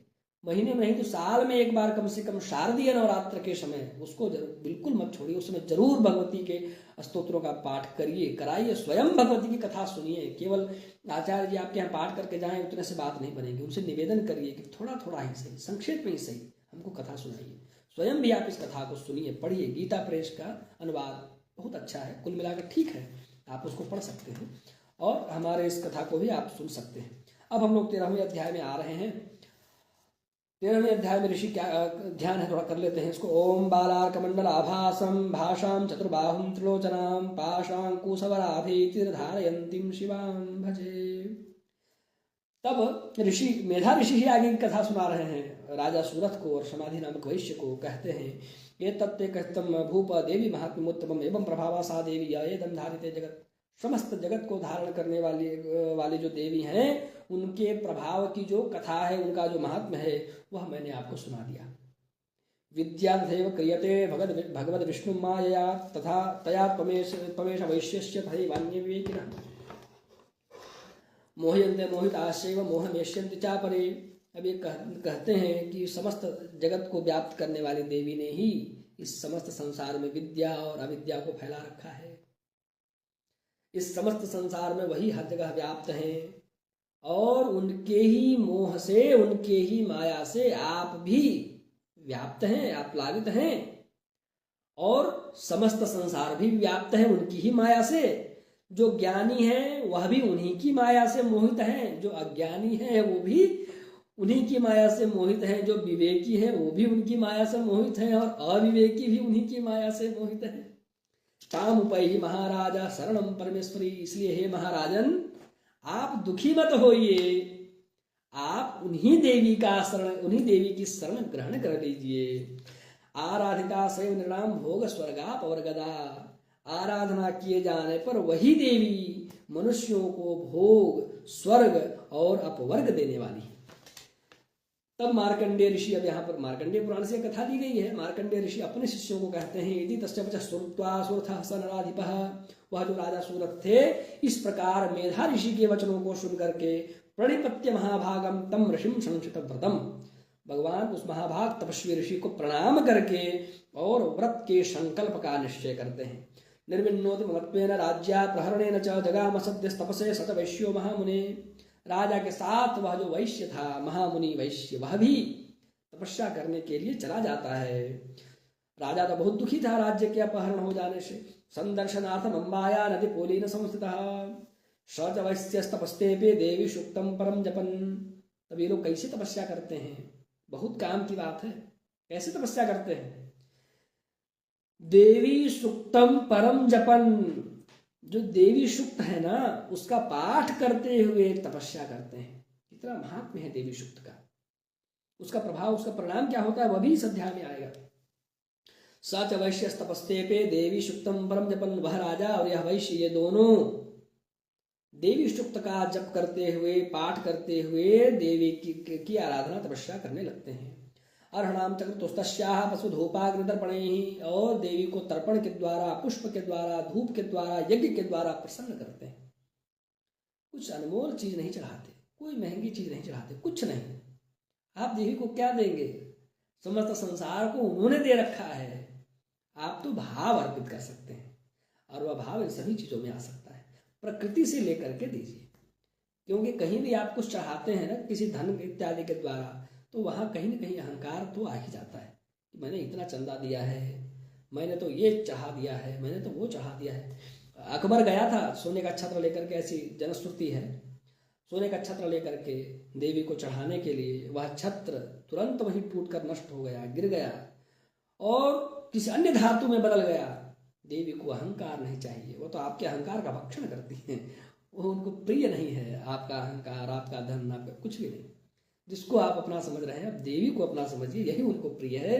आप प्रेम पूर्वक पुष्प चढ़ा दीजिए, जल से तर्पण कर दीजिए, देवी को अर्घ्य प्रदान करिए, धूप प्रदान करिए, वह देवी को प्रिय है। पुनः 13वें अध्याय में यह बात फिर से आती है। प्रमाण अनुभव जो राजा सूरथ और समाधि नामक वैश्य करते हैं वह आती है। निराहार यताहार तन मनस्को समाहितो। वो एकाग्र मन से निराहार रहते हुए यति के सन्यासी की तरह जीवन जीते हुए देवी की उपासना करने लगते हैं। हम भी 9 दिन ब्रह्मचर्य का पालन करते हैं। कुछ लोग रात्रि में नक्त व्रत करते हैं, कुछ लोग केवल फल से रहते हुए किसी भी समय भोजन नहीं करते, केवल फल से रहते हैं, कुछ लोग केवल जल से रहते हैं, कुछ लोग बिना निराहार भी व्रत करते हैं। ऐसे भी तपस्वी हैं, 9 दिनों तक कठोर तपस्या देवी की करते हैं। आज भी नवरात्र में सब तपस्याएं देखने को आपको मिलेंगी। ददतुस्तौ बलिं चैव निज गात्रा श्री गुरुच्छितम। अब आपके सबसे ज्यादा काम की बात यहाँ पर आ रही है। सारे भ्रमों का निवारण यहाँ पर हो रहा है। बहुत ज्यादा तो मैं नहीं बोलूंगा, पर जितना है सिर्फ उसका अनुवाद आपको, उसका भावानुवाद आपको सुनाऊंगा। देवी को वो लोग बलि प्रदान करते हैं। ददतुस्तौ बलिं चैव, वो देवी को बलि भी प्रदान करते हैं। कैसे? निज गात्रा श्री गुच्छितम। निज मतलब होता है अपना, और गात्र मतलब होता है शरीर। अपने शरीर को इस प्रकार से नोट करके, निकाल करके, अपने शरीर से मांस को निकाल करके देवी को बलि प्रदान करते हैं। रक्त को निकाल करके देवी को बलि प्रदान करते हैं। किसी जानवर की हत्या नहीं करते। ऐसी कथा दुर्गा सप्तशती में नहीं आई है कि किसी जानवर की हत्या करके किसी ने देवी को बलि प्रदान किया। यह सही है गलत है, तंत्र के बहुत सारे विषय इसमें आक्षेप आ जाते हैं। मैं उसके संबंध में अभी कुछ कहने से कई सारे विषयांतर हो जाएंगे, पर यह स्पष्ट प्रमाण तो है 13वें अध्याय में जो सब हम लोग पाठ करते हैं उसमें, कि राजा शूरत और समाधि नामक ये वैश्य ये दोनों देवी को बलि प्रदान करते हैं और अपने शरीर के मांस की बलि या रक्त की बलि प्रदान करते हैं। निज संगात्राश्रय गुच्छितम, इस बात को कोई नकार नहीं सकता। एवं समाराध यतोस्त्रेभिः वर्षैर्यतात्मनो, इस प्रकार 3 वर्षों तक, बहुत ज्यादा वर्षों तक नहीं, मात्र 3 वर्षों तक इस प्रकार की आराधना किए जाने पर परितुष्टा जगद्धात्री प्रत्यक्षम प्राह चंडिका, वह चंडिका परितुष्ट हो जाती हैं, सब ओर से सब तरह से संतुष्ट हो जाती हैं और प्रत्यक्ष आकर के कहती हैं क्या, यत् प्रार्थ्यते त्वया भूप त्वया च कुलनंदन मत्तस्तत् प्राप्यताम सर्वं परितुष्टा ददामि तत्। भक्तों बोलो क्या चाहते हो, मैं प्रसन्न हूं तुमसे, तुम जो मांगोगे वो मिलेगा। मार्कंडेय उवाच ततो बब्रे नृपो राज्य वै भंसन्य जन्मनि अत्रैव जनिजं राज्यं हतशत्रु बलं बलात् सोऽपि वैश्यस्थितो ज्ञानं बब्रे निर्विण्णमानसः ममेत्यहमिति प्राज्ञा संगलिच्युतिकारकम्। ये जो राजन है सूरत, वो सोचने लग जाते हैं कि भाई अब तो हमारा जीवन समाप्ति हो गया, अब क्या ही करें राज्य को लेकर के। कहते हैं मैया अगली बार जब आप राज्य देना अगले जन्म में, तो ऐसा राज्य देना जो नष्ट ना हो। ये नष्ट हो गया, मुझे बड़ा इसका खेद होता है, उसका पूरा मैं शासन करूं, जब तक मेरा कार्यकाल हो तब तक मैं शासन करूं, ऐसा राज्य देना। तब देवी ने उनको वरदान दिया। क्या वरदान दिया? अच्छा, वैश्य ने भी एक साथ वरदान मांगा। वैश्य ने कहा कि मुझे ज्ञान प्रदान कीजिए, मुझे तो अब कुछ नहीं चाहिए, मेरे को तो वैराग्य प्रदान कर दीजिए, ज्ञान प्रदान कर दीजिए, मोक्ष मिल जाए। तब देवी ने कहा स्वल्पै रहो घन्यपते स्वराज्यम प्राप्स्यते भवान हत्वार पुनस्खलितम तव तत्र भविष्यति मृतश्च भूयः संप्राप्य जन्म देवा इव स्वतः सावर्णिको नाम मनुर्भवान भूवि भविष्यति। देवी कहती हैं कि ठीक है, जब तुम्हारा अगला जन्म होगा तब तुमको सावर्णी नामक मनवंतर का राज्य दिया जाता है। सावर्णी नामक मनवंतर के रूप में 1 मनवंतर तक आप शासन करेंगे, ऐसा वरदान भगवती उनको प्रदान करती हैं। वो तो छोटा सा राज्य मांगने के लिए देवी की उपासना कर रहे थे, पर देवी आई हैं तो उनके लिए ऐसा छोटा राज्य क्या है। इतना लंबा शासन, आप मनवंतर का काल निकालना चाहें तो 4,32,000 गुने 71 ऐसा करिएगा, तुरंत आपको मनवंतर का काल प्राप्त हो जाएगा। इतना लंबा, इतने करोड़ वर्षों का शासन भगवती उनको प्रदान करती हैं। फिर वो सोचने लगा कि अच्छा अगले जन्म में शासन मिलेगा, इस शासन का क्या हुआ। देवी कहीं से मांगने की जरूरत नहीं है, ये तो आपको स्वतः प्राप्त हो जाएगा। पुनः आप सेना बना लेंगे, आप कोला विध्वंसी पर हमला करेंगे, युद्ध जीतेंगे और यह राज्य आपको स्वतः प्राप्त हो। जैसे मैं यहाँ पहुंची वैसे ही यह सब कुछ स्वतः हो गया। इसके लिए मुझे वरदान देने की आवश्यकता नहीं है। मेरे यहाँ पहुंचने मात्र से, आपके द्वारा मेरा दर्शन किए जाने मात्र से ही आपको यह फल प्राप्त हो गया कि यह जो खोया हुआ नष्ट हुआ राज्य है वो आपको मिल जाएगा। वरदान तो मैं आपको सावर्णी मनवंतर का देती और सावर्णी नामक मनवंतर के पद पर पदस्थापित होने का वरदान भगवती उनको देती हैं। और वैश्य से कहती हैं कि हे वैश्य, तुमने ज्ञान मांगा है, वैराग्य मांगा है, इसलिए मैं तुमको ऐसा वरदान देती हूँ कि तुमको मोक्ष का ज्ञान प्राप्त होगा और उस पथ पर चलते हुए तुम मोक्ष को प्राप्त करोगे। वैश्यवर्य त्वया यस्य वस्मत्तोऽभिवाञ्छितः तम प्रयच्छामि संसिद्धे तव ज्ञानम भविष्यति। तुमको ज्ञान की सिद्धि होगी, ऐसा मैं तुमको वरदान देती हूँ, ऐसा भगवती कहती है। मार्कंडेय उवाच इति दत्त्वा तयो देवी यथाभिलषितं वरं बभूवान्तर्हिता सद्यो भक्त्या ताभ्यामभिष्टुता। एवं देव्या वरं लब्ध्वा सूरथः क्षत्रियर्षभः सूर्याज्जन्म समासाद्य श्रावणनिर्भविता मनुः। एवं देव्या वरं लब्ध्वा सूरथः क्षत्रियर्षभः सूर्याज्जन्म समासाद्य श्रावणनिर्भविता मनुः। क्लीं ओम। दोनों राजा सूरत और समाधि नामक वैश्य, वो दोनों देवी से वरदान पा करके और बहुत प्रसन्न हो जाते हैं, भक्ति पूर्वक देवी को प्रणाम करने लगते हैं। देवी देखते देखते ही वहां, उनके देखते देखते ही वहां से अंतर ध्यान हो जाती हैं और देवी से वरदान पा करके अगले जन्म में वह क्षत्रिय कुल में चैत्र नामक वंश में उत्पन्न होने वाले राजा सूरत सावर्णी नामक मनु को प्राप्त हो जाएंगे और इनको मोक्ष की प्राप्ति हो गई। इस प्रकार से यह कथा दुर्गा सप्तशती की यह जो कथा है वह समाप्त होती है। 13वां अध्याय यहाँ पूर्ण होता है और मैंने बहुत भावपूर्वक श्रद्धापूर्वक अध्ययन पूर्वक अपने जो भी अल्प ज्ञान से आप लोगों के ज्ञान के वर्धन के लिए जो कुछ प्रयास किया है, मुझे विश्वास है कि उससे किंचित मात्र भी धर्म का प्रसार यदि होता हो, आप सबों के मन में भगवती के प्रति यदि आस्था का संचार होता हो, इस कथा को श्रवण करने से यदि आप लोगों को थोड़ी भी प्रसन्नता ज्ञान और भक्ति की प्राप्ति होती हो तो वह मुझे अत्यंत प्रफुल्लित करने वाली होगी और भगवती की कृपा सबके ऊपर बनी रहे। जो भी भक्त भगवान के भगवती के शरण में आए वह बनी रहे, इसी कामना के साथ मैं यहाँ पर अपनी इस कथा को पूर्ण करता हूँ।